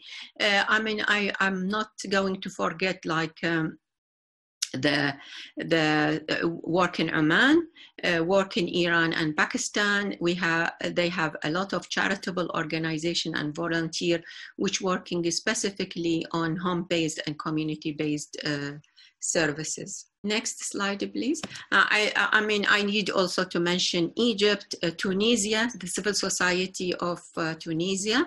I met them, and they are also very impressive in working, and also in Sudan, as I mentioned. Apology if I missed some of them, but basically civil society in the region, they are leading the work of palliative care, and they will continue. This is, you know, example of inter-regional work. So this is a big organization like the Gulf Federation working with Lala Salma, supporting them because Lala Salma has long and existing experience in that area. They have the Beit al-Hayat, and as well as in Oman created a similar organization to support people in need. So what we have learned throughout the journey, we have learned to acknowledge the civil society work. The civil society is very strong advocate. Why? Especially for the palliative care. I mean, from my observation, and I think most of you agree, there is a very low commitment for the civil society. So you need to balance it in that degree. You have people who are committed and champion and in the civil society to push the government for that work. Most of the country in the region, when I mean, you see that the people who are suffering, their work is not well recognized as a palliative care work. So to scale up the palliative care program, we need the strong advocacy of the civil society. We need the civil society to work in all areas of palliative care, which is capacity building, availability of medicine, which is most of you have mentioned. They need to work also on raising the awareness of health professional, political leader, and the community. Next slide, please. What are the challenges? I mean, I'm just mention about the work of the civil society, but definitely they are having a lot of challenges. One of the main challenges of the civil society work is poor funding. So they are very, very poorly funded, and they are depending on funding which is usually by donor agency or limited by some government, and this is a very limited type of funding to do their work. There is there is insufficient political commitment and priority given for area of palliative care in most of the country, and this is make the work of the civil society is harder and even strong effort needed. There is also civil society in Yemen, like they provide services, and they are limited in terms of their capacity and legislation with the medicine and availability of opioid and others for the people they are caring for. And the civil society lack the training and capacity among the staff who are providing, so they are depending on whoever volunteering to the services. At the same time, the awareness is very limited in the community. So that's limiting sometimes the work and push the civil society to work harder. Next slide. This is all beyond COVID or prior the COVID era. So in time of COVID, I mean, we surveyed or we asked people on how much they have collected information, how much the civil society have worked in area of palliative care. Unfortunately, it's very limited. And despite the seriousness of the illness, and we think there will be increased demand, or it is really, there is increased demand of palliative care, but the engagement of the civil society is very limited because of the social distancing, lockdown, travel restriction, lack of funding, medicine shortages, and also the staff as a volunteer and staff are not allowed because of the limited use of availability of the PPE. On the other side, we heard from Jordan and UAE last few weeks. They in a webinar they are providing services for terminally ill patients through video conferencing and telemedicine. The Eastern Mediterranean in general are regularly holding a webinar, and we are advocating for the right and engagement of the people living with NCD, including cancer. So we are trying to educate people more, professional and community, on this notion that people with NCD have to be engaged. And here in the photo I'm showing, this is the Bahrain Cancer Society distributing masks and gloves to people and the community. And we have also UAE Friend of Cancer Patient is one of the global pioneer in area of NCD advocacy, including cancer. They are also fundraising and advocating for cancer and cancer patient, whether children or adults. Next slide, please.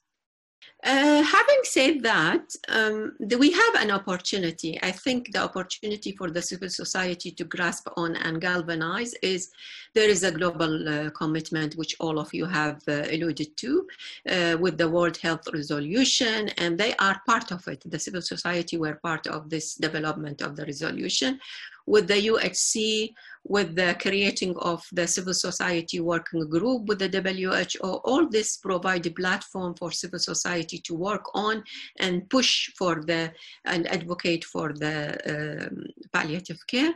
I think the presence of the current pandemic COVID raising the issue of the need of terminally and seriously ill people, and we have seen it even in developed country and industrialized, the well health system, they couldn't cope and provide a real quality palliative care to their patient. So COVID has enabled the development of also other things like the telemedicine and online consultation, which could be an opportunity to grasp for the palliative care people. Next slide, please. I'm just here showing you one of our colleagues in Kuwait who work in the palliative care. They are also a strong advocate. I heard, still remembering the story of this lady in the middle who said, one of her patients is having missing her coffee in the morning, and she always, you know, providing her coffee and make sure that she is sitting and chatting to her. So this is, you know, demonstrating the principle of palliative care by people who are working as a volunteer. She's a nutritionist and working as a volunteer with the civil society in Kuwait. So we are still counting, and we will be keeping counting on the big role of the civil society in advocating for palliative care. Last slide, please. To thank you, this is a photo who provided by, I just traced in my previous presentation and find this photo, is provided by my colleague from WHO previously. His mother is one of the cancer survivors. And he chose this photo for me for one of the presentation to demonstrate virtually and present virtually the cancer patient journey. Thank you for listening. Thank you very much. And thank Over you for to you. Sorry. Thank you. Thanks really for highlighting the importance of the CSOs. And I really, it's really, I've seen it through the work with the regional network also, that it is the dedication and the engagement of the champions in the region that are the fuel for the palliative care agenda. And thanks, I also want to thank you for mentioning in your presentation the challenges with providing services for refugees and people living in camps. I think that's a very important part that we cannot forget also in these discussions. So, well, the time has come for the discussion, and I think we're going to open up for our fantastic speakers. Thank you so much to all of you for these great presentations. And I'm going to hand over to my colleague Slim for the moderation. I don't think you're going to lack anything when it comes to pushing forward this discussion, because there's so much to touch upon and to ask. I'll also tell you that we've gathered the questions in the chat. For the rest of you that are in the audience, please continue to comment and engage through the chat function. And with that, I'll just hand over to Slim. And thank you once again to all the speakers for the great presentations. Over to you, Slim. Yeah, again, I mean, thank you very much for all the colleagues. It's really really warming for us, I mean, to see the enthusiasm of those pioneers, of people that are at the front line. I think many of you have commented that palliative care is sometimes quite a long journey.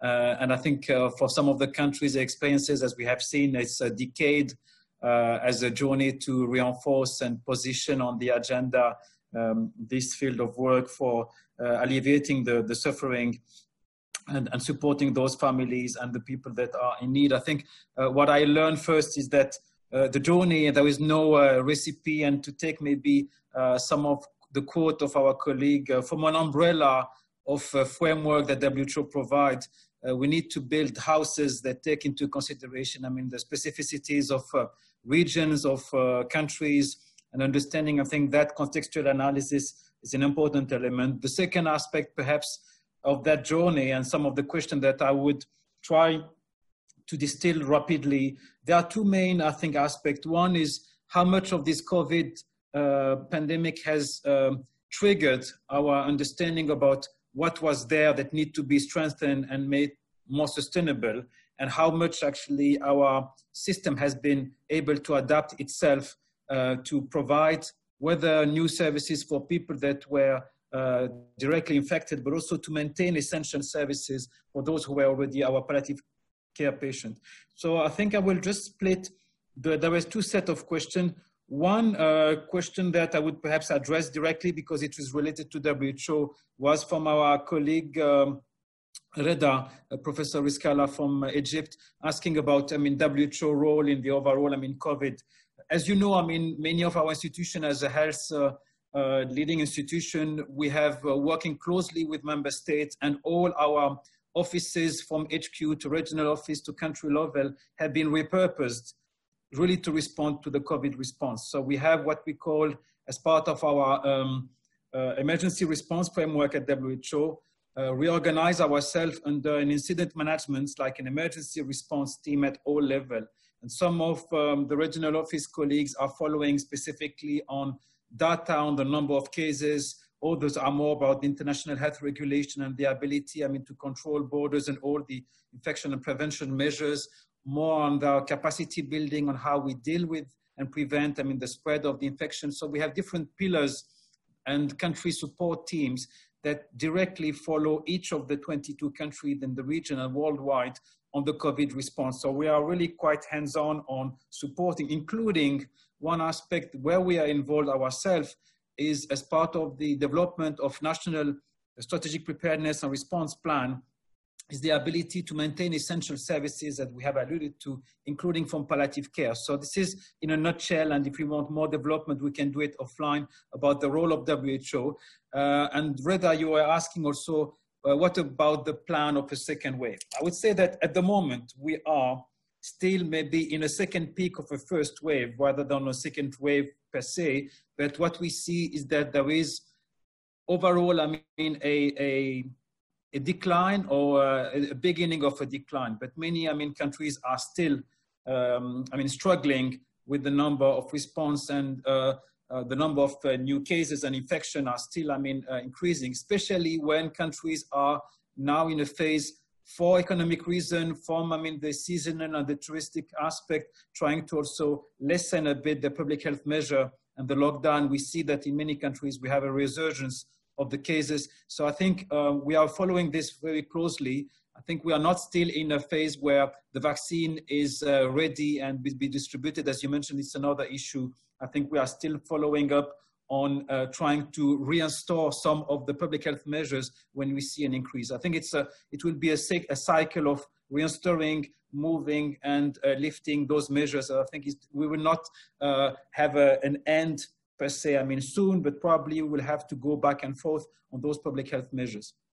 Now, some specific questions that were on the COVID that I learned also a lot on this presentation were related to what were the opportunities and what did we learn from the COVID response from a palliative care point of view.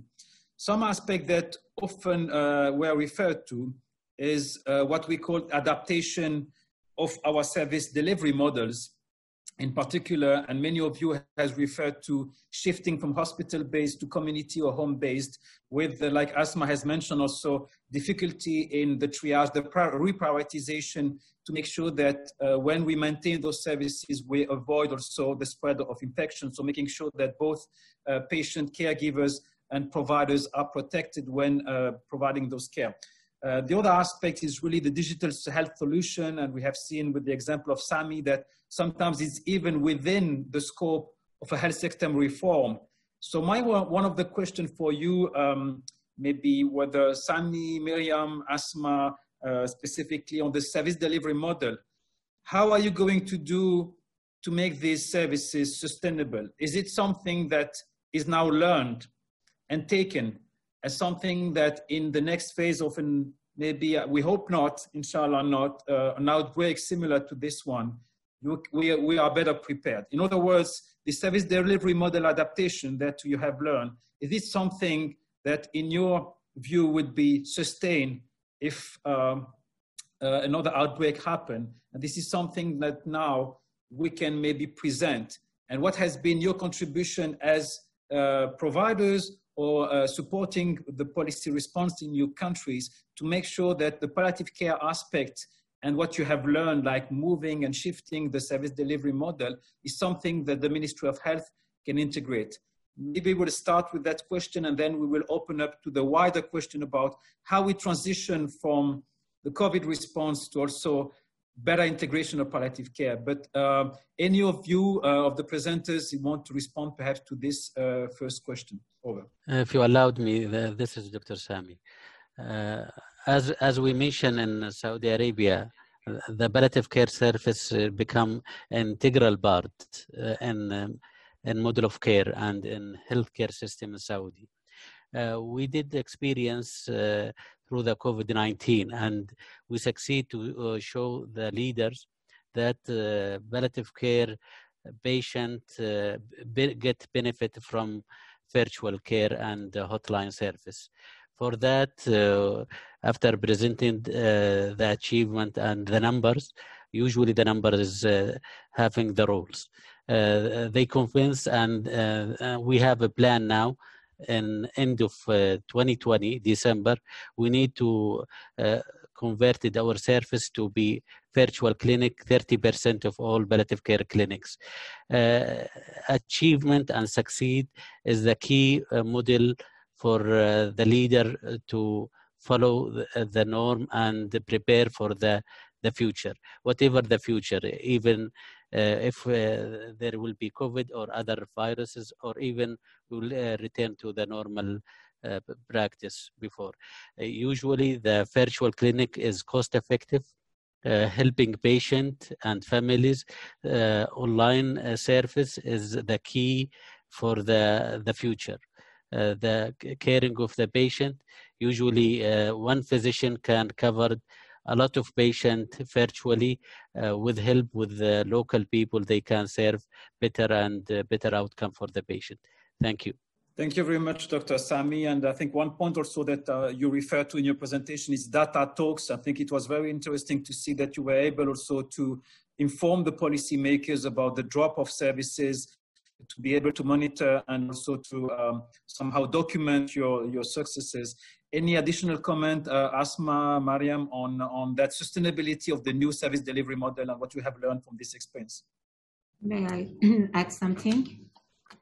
Please, Mariam. Yes.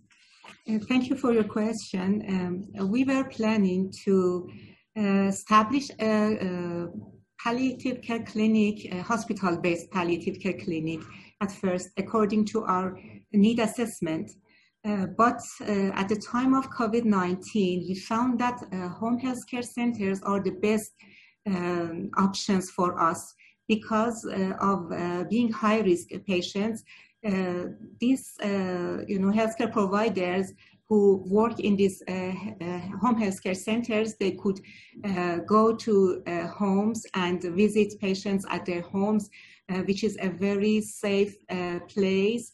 And because we have the infrastructures of home care centers and we can develop these centers, because of that, I think that we are going to establish a home care palliative care system, I think, and we should change, at least in this time, we should change our model from clinic, hospital-based palliative care centers to home care centers. And I hope we can do this and shift our care from hospitals to the community. Thank you.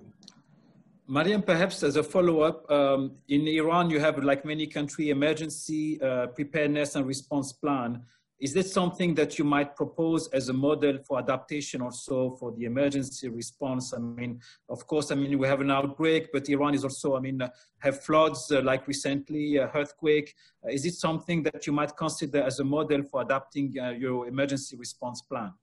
Yes, yes, as you said, we are a vulnerable, I think, country all around the world, and many crises and disasters, we affected by these disasters.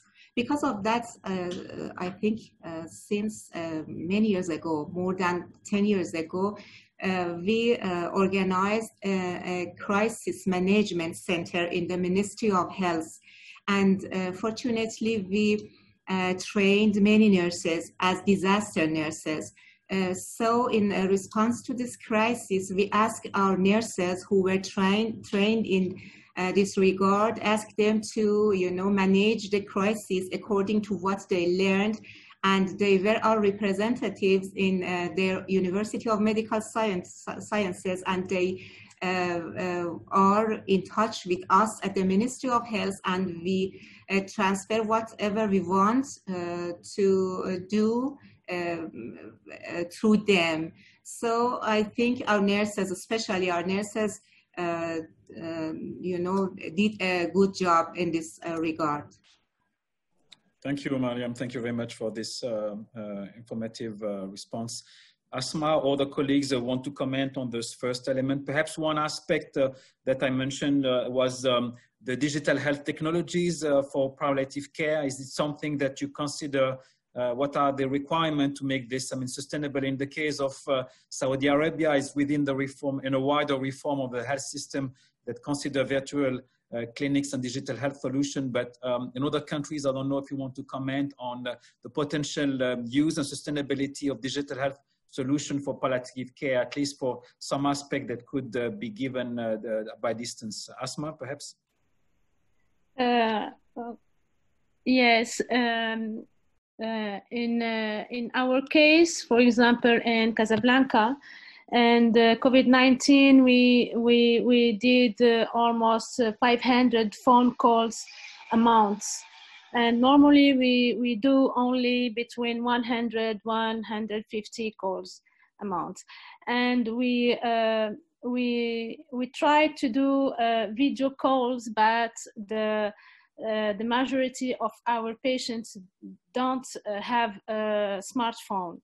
So using digital technique in Morocco is very difficult.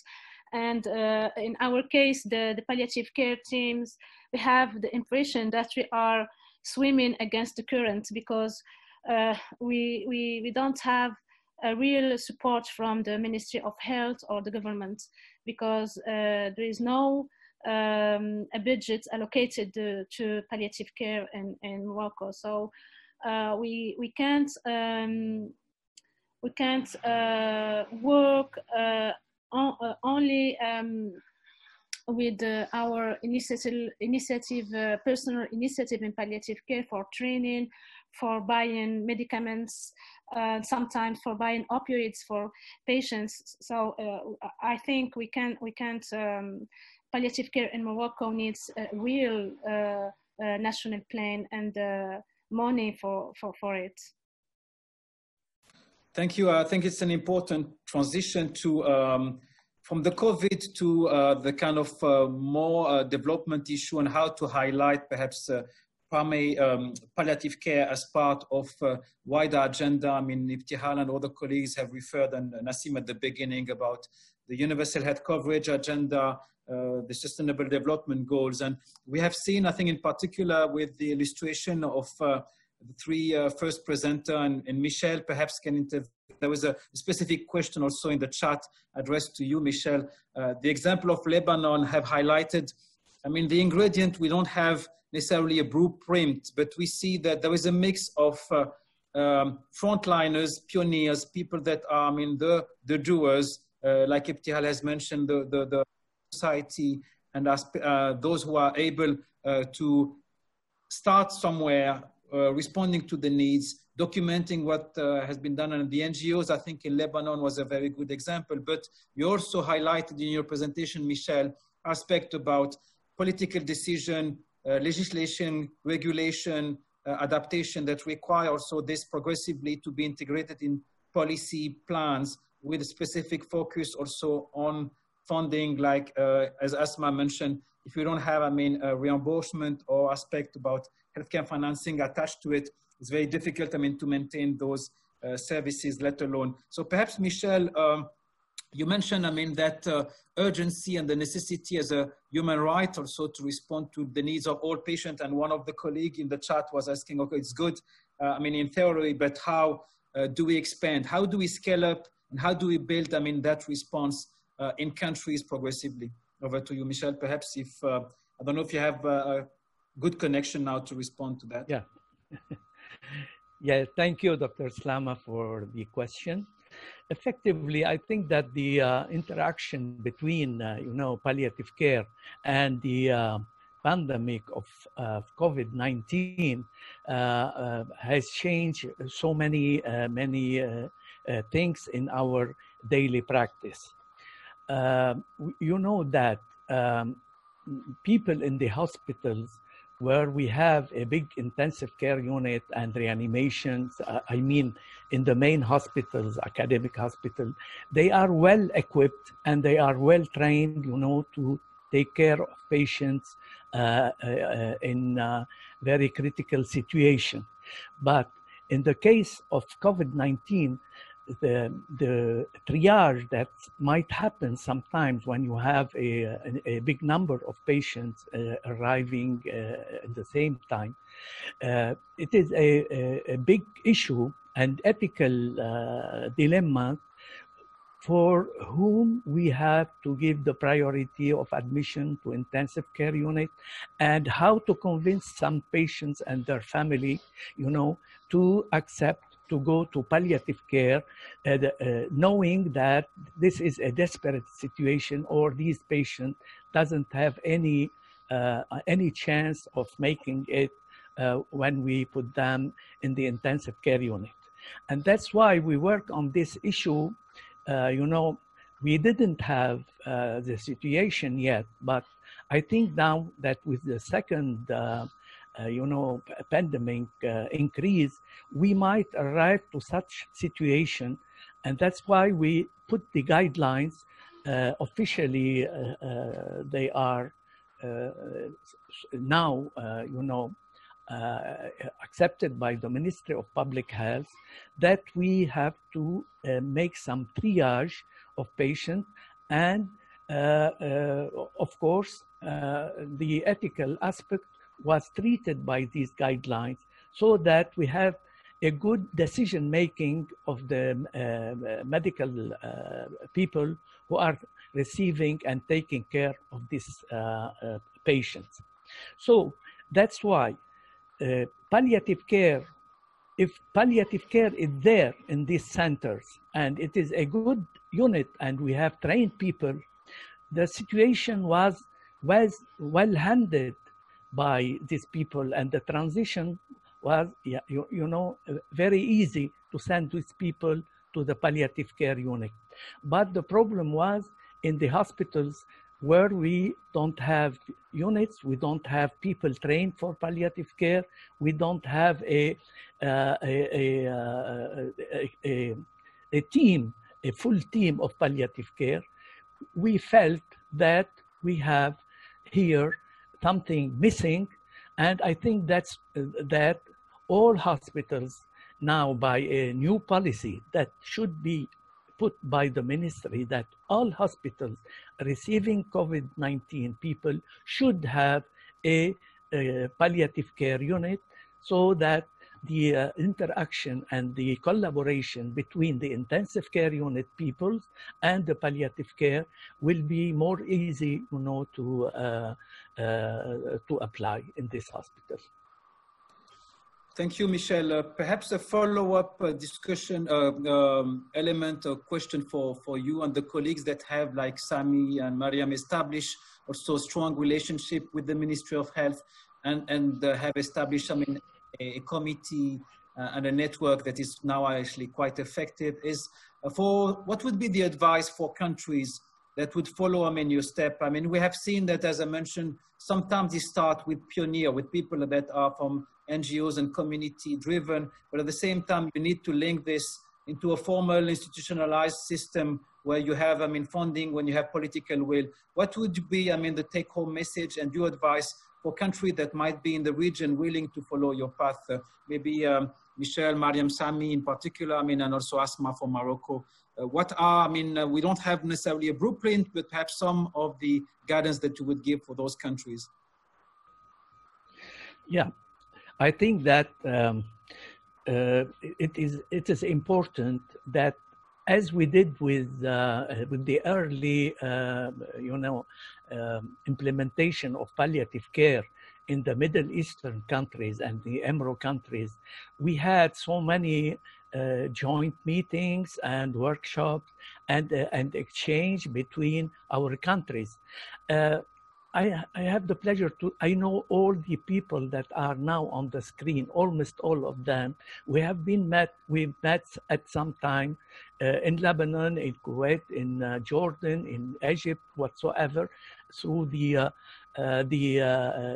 invitation of WHO or some other organization. And I think that now we can make the same thing, how we can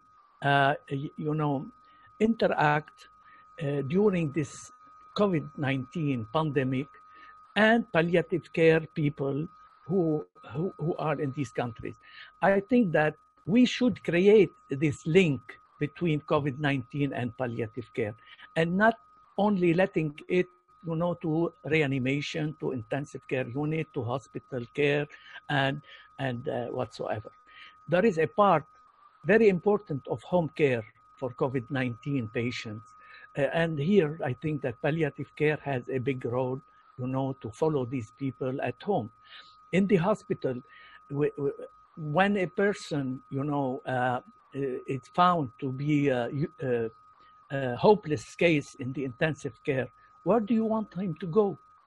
The only place that he might be taken in charge is the palliative care team. So that's why the palliative care now, with the amendment of the COVID-19, I think that the role of palliative care is reinforced, and we should, give more importance to palliative care in the hospitals that are treating difficult cases or, life-threatening cases of COVID-19. Thank you, Michel. Any additional comment from other colleagues on that aspect about, what are the steps to reinforce the national agenda using perhaps the opportunity of the COVID-19? Yes, Sami. If not, as I was asking on the chat, a question related to EMRO and the data, whether we have data on people being treated for COVID-19 that require palliative care. We have actually a dashboard, but doesn't collect that information. And one of the challenges we are facing is really data to inform policy in the COVID response, that the data is shared by country. Some aspects are related to clinical case forms that are not necessarily very much completed, specifically on comorbidities and on outcome of management. So palliative care treatment, or the people in need of palliative care, it's often a data that the country has, but do not necessarily share, and is not collected in a systematic way. So unfortunately, most probably the network members might be in a better position than us to know in your respective countries, what kind of burden. But I think at a regional level, that data is not available, unfortunately. Can I share this point? I think any change need to be planned. For any country who want to change to have a better future for palliative care implementation, they need to plan it well. One of the planning to have a pilot phase, taking certain population and move them from the hospital to the community with good quality of care, patient satisfaction survey, KPIs, restricted KPIs, and cost benefit. We did a similar study for 2 years in a row, and we achieved that we give a similar service between the hospital and the community with satisfaction 91% and cost-effective reduction 69%. 2/3 of budget from the hospital, we reduce it because we are pushing patient to the community. All the stakeholder and any Ministry of Health leader, they want to see the evidence. If you can show them that giving palliative care service, even in virtual care or in the community, it will reduce the cost for them, they will adapt it, and they are happy to implement it in the country. My advice, just pilot small scale, shows the number, put it in your stakeholder, show them, and scale up after that. Thank you. Thank you, Sami.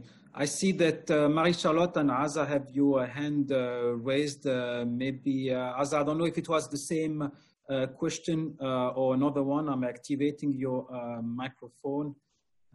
Regarding our experience in the virtual clinic, we are doing like a survey to assess the efficacy and also satisfaction of the patient with this type of clinic. And also we are asking in the survey that if they would love to continue after COVID crisis gone, to continue with that clinic, is it as a routine or as a physical face-to-face clinic as add-on, or can both together? So we are waiting, we are collecting around 250 patients, and we'll see their response regarding the virtual clinic, and after that we can conclude what can we add for this type of service that get to us during the COVID-19. And we will publish this survey also to share with you. Thank you, Azan. A very interesting survey that would inform us. Marie-Charlotte, any comment? It's extremely important to learn while we are still in the middle of this crisis, because we are all in the middle of the crisis. And listening to you, I think very important message is because the palliative care is focused on the quality of life of patients and family, the fact that this has to be evaluated in the right way. And this is actually crossing the ethical issue of making complex decisions, and also the evaluation of the real benefit. I just wanted to highlight the situation of older adults, for example. In the middle of this crisis, in many countries, the real benefit of having older adults in ICU was not completely clear, and obviously producing a lot of ethical discussion with regard to interaction with the family, etc.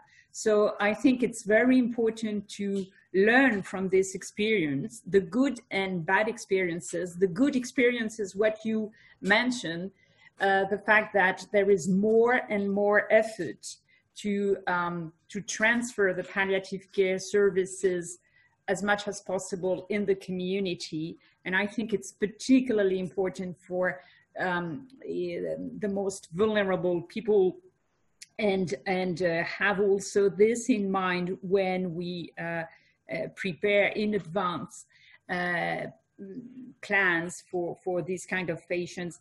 I think it's definitely a lesson for the longer term, not only for palliative care in the situation of this kind of crisis, but really to learn how to evaluate the real benefit of the care we provide to patients and to their family. So I think this is one very important aspect. And as you said, the other aspect is the capacity, even for people living in remote areas, to develop simple tools. I know it's often challenging, but to have this effort on new technologies to maintain the communication between patients, family, and caregivers. So I think it's definitely listening to you. I think it's two major points. We knew this, but this crisis is definitely insisting on these points has a priority in the way we strengthen palliative care. Charlotte, perhaps as a follow-up question to you, when you say, better evaluating, what would be the role of WHO, how to do it, in practice in terms of next steps for those, frontliners that are already doing it, but, is there something that from our perspective we could share to support that? Well, I think what we can try to do is to collect experiences. So this is, I think, a first step for networks such as this one to collect experiences in countries.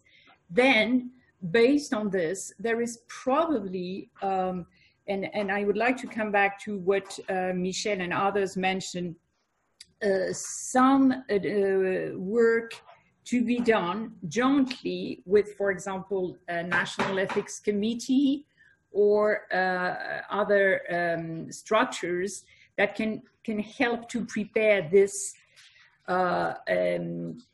the risk-benefit analysis and the tension between beneficence and non-beneficence. So probably this could be included in some kind of guidance document, or definitely in the training tools. Thank you, and I will come back to that at the end. Perhaps there's a raised hand, and I'm cautious of the time. So there's a few questions in the chat that I still want to allude to. But Ibtihal, you have your hand, and Eric made a comment in the chat. I think it's important. So Ibtihal, and then Eric, and we'll then try to wrap up. Yeah, I just have a comment regarding the role of WHO. I think, mentioning about what is the people on the ground doing in terms of government and civil society.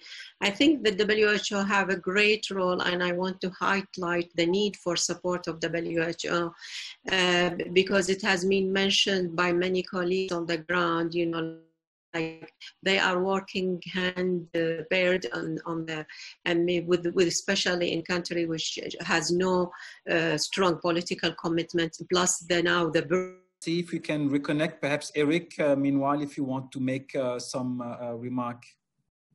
Thanks, Salim.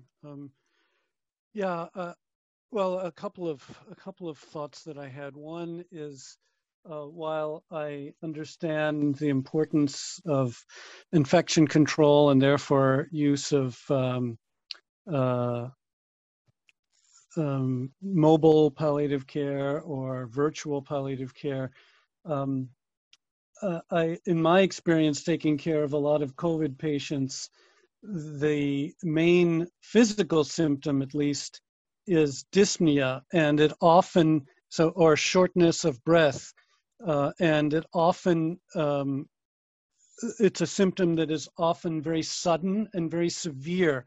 And around the world, in my experience, many doctors don't understand that opioids, morphine or any opioid is very effective for relieving dyspnea, and how to use it to relieve dyspnea, beginning with very low doses and sometimes increasing aggressively to protect patients from suffering. So I think that could be a way, an important teaching point for throughout the region that could be disseminated, whether it's by EMRO or WHO or by NGOs. A second issue Marie-Charlotte mentioned at the beginning about goals of care and advanced care planning. Patients with advanced NCDs, whether it's advanced cancer or renal failure, heart failure, COPD, cirrhosis, or at high risk of death if they develop respiratory failure. And so one of the, I think, most effective interventions that we did here in my hospital in the US was to put palliative care, some of our palliative care specialist doctors in the emergency room to work with the emergency department and with families in helping to explain the prognosis and what palliative care is, because many people don't understand it, and identifying the goals of care that are most consistent with patients' values in that clinical situation. So that's a second thought. The final one is about what we call in the US crisis systems of care. So my question to you, Salim, and to Marie-Charlotte, could WHO or EMRO issue model crisis systems of care which provide recommendations on how to ethically allocate scarce resources, whether it's mechanical ventilation or remdesivir or the vaccine when it becomes available? Thanks. Thank you, Eric. I will perhaps let Marie-Charlotte at one point respond. I've seen that, I don't know, Michelle, you raised your hand. I don't know if you wanted to have an additional comment. I'm just aware of the time, so Michelle, maybe quickly, if you want to take the floor again. I wanted also to give time to Farah and Lubna as our co-organizer, to have final words. Yes, I have a last recommendation. COVID-19 pandemic is here to stay. Unfortunately, we will have it for at least 1 year more, with up and down, until we will have, universal vaccination and so on. So I think there is an opportunity now to promote, to develop palliative care in our area. And here I ask Marie-Charlotte, who was talking about the role of WHO. Maybe it is now time to send a recommendation to our ministries of public health, stressing then that palliative care is an important adjuvant, a good tool that we can use in the fight against COVID-19 pandemic. Some Ministry of Public Health in our area are aware about having, machine, intubation and respirators, and how to have PPE and so on. They are not aware that palliative care is it's good support for the fight against COVID-19 pandemic. Thank you, Michelle. And I think it's an important element. I just want to react on the role of WHO. I would leave perhaps some of the aspects of the question of Eric around. There's the element more that are related to the ethical consideration of resource allocation in crisis. We are in a region where half of our countries are in acute or chronic situation. Of course, this situation often happen. I think beyond, there is two aspects of your response, I think, Eric. One is service delivery model organization, is exactly what you have documented now, how we change, the way we provide services. The other aspect is the privatization, the triage, the allocation, the ethical consideration. I think both goes together. I think some part of the work has been covered across the organization around those ethical dimensions. It's less perhaps at the regional level. We should probably look at it more in depth, but I think from HQ, probably Marie-Charlotte can respond on that aspect. The second aspect that Ibtihal, was paying tribute to past people that have been really paving the way on this journey. I think our role was to build on what she did herself when in EMRO, and trying to provide a space first for countries to support each other, to document the work, to show, what are the challenges, the practices, and also to try to spread and amplify the advocacy for that policymakers, to better integrate as part of the universal coverage or the wider agenda palliative care. We will continue to do that. I think we can only do it with you, with your support, with your expertise, your knowledge, and your ability also to document better what you do in your respective country. So I think one of the role of WHO is really about convening, about documenting, and then producing also guidance documents that support countries with your support. I think this is where we continue to do the work. And I think it was one of the questions of Reda about how can we promote a pragmatical approach,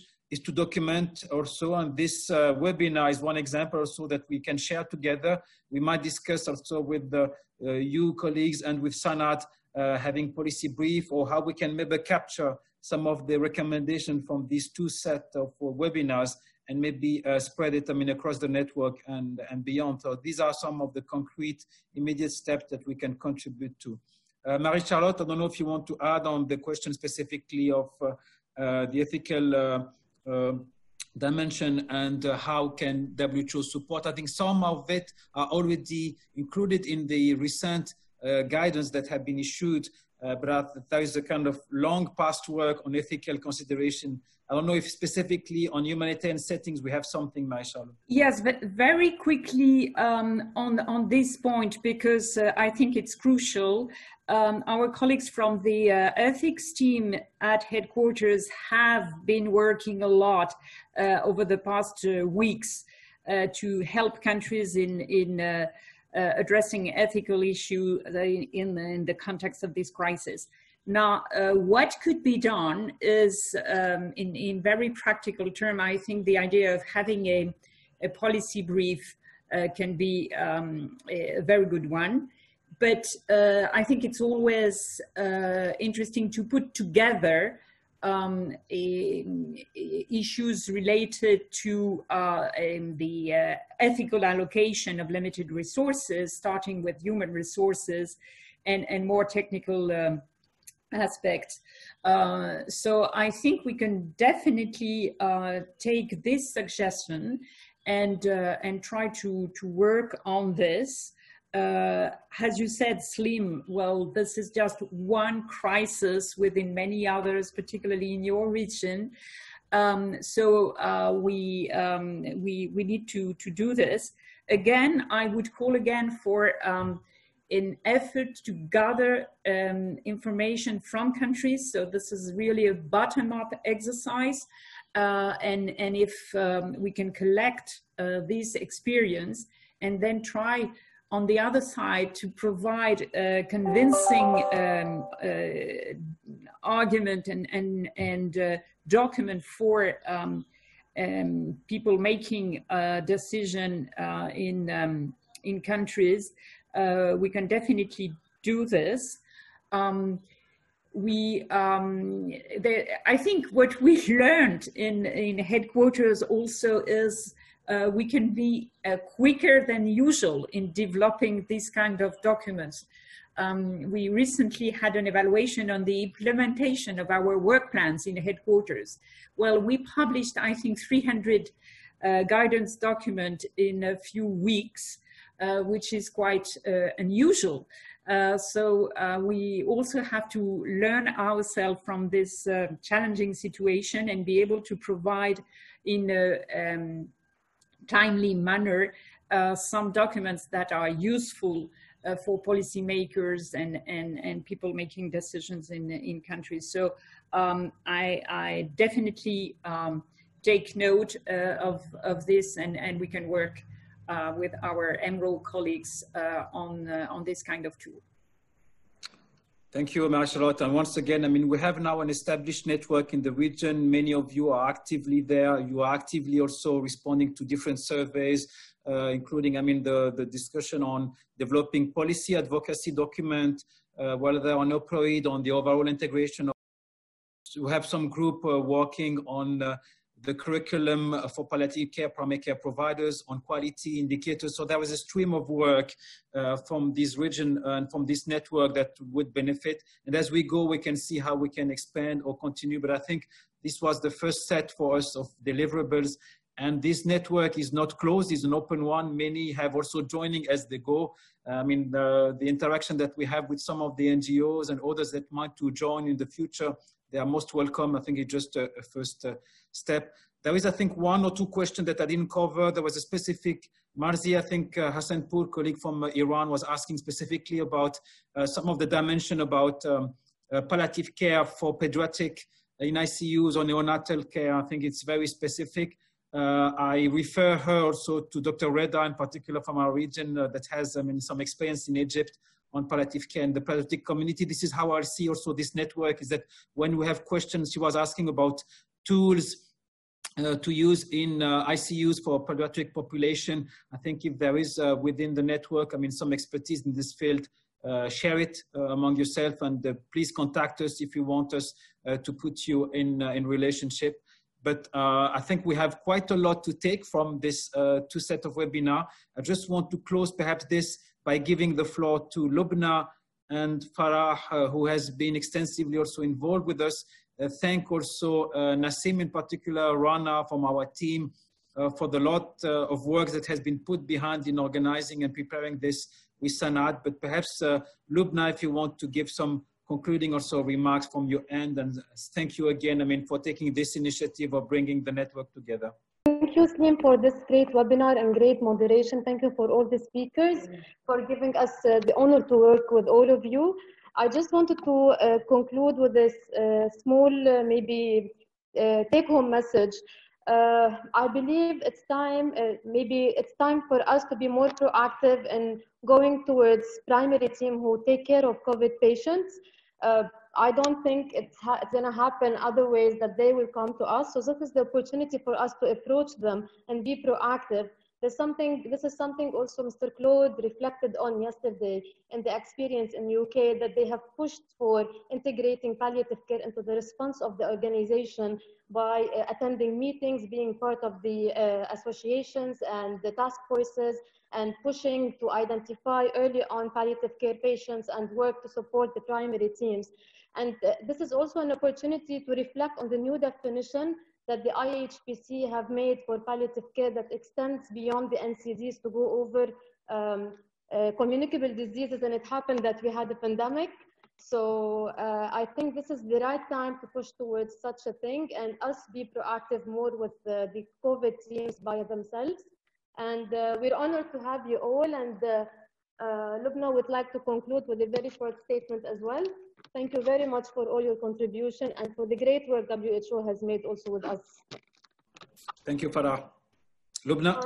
Hi, Isleen. Thank you very much. Thank you, everyone. This was truly a pleasure.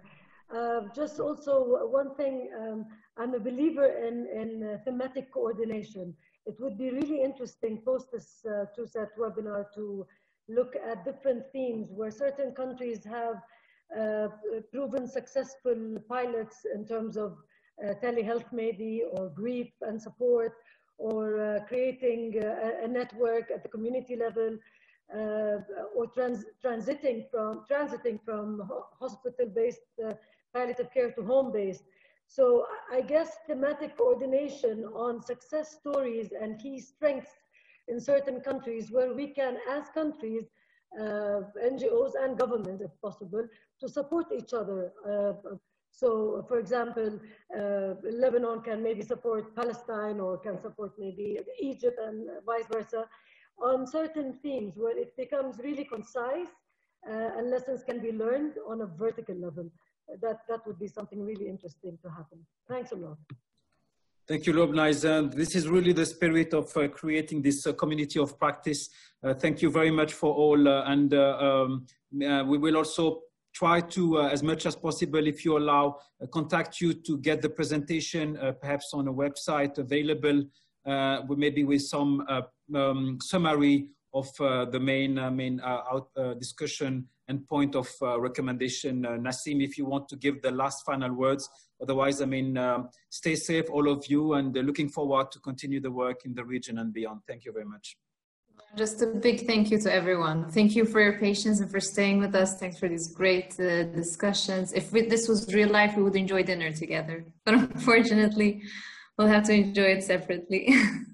Thank you so much, everyone. Thanks to SANAD. Thank you to everyone that participated and stayed along. Have a good evening.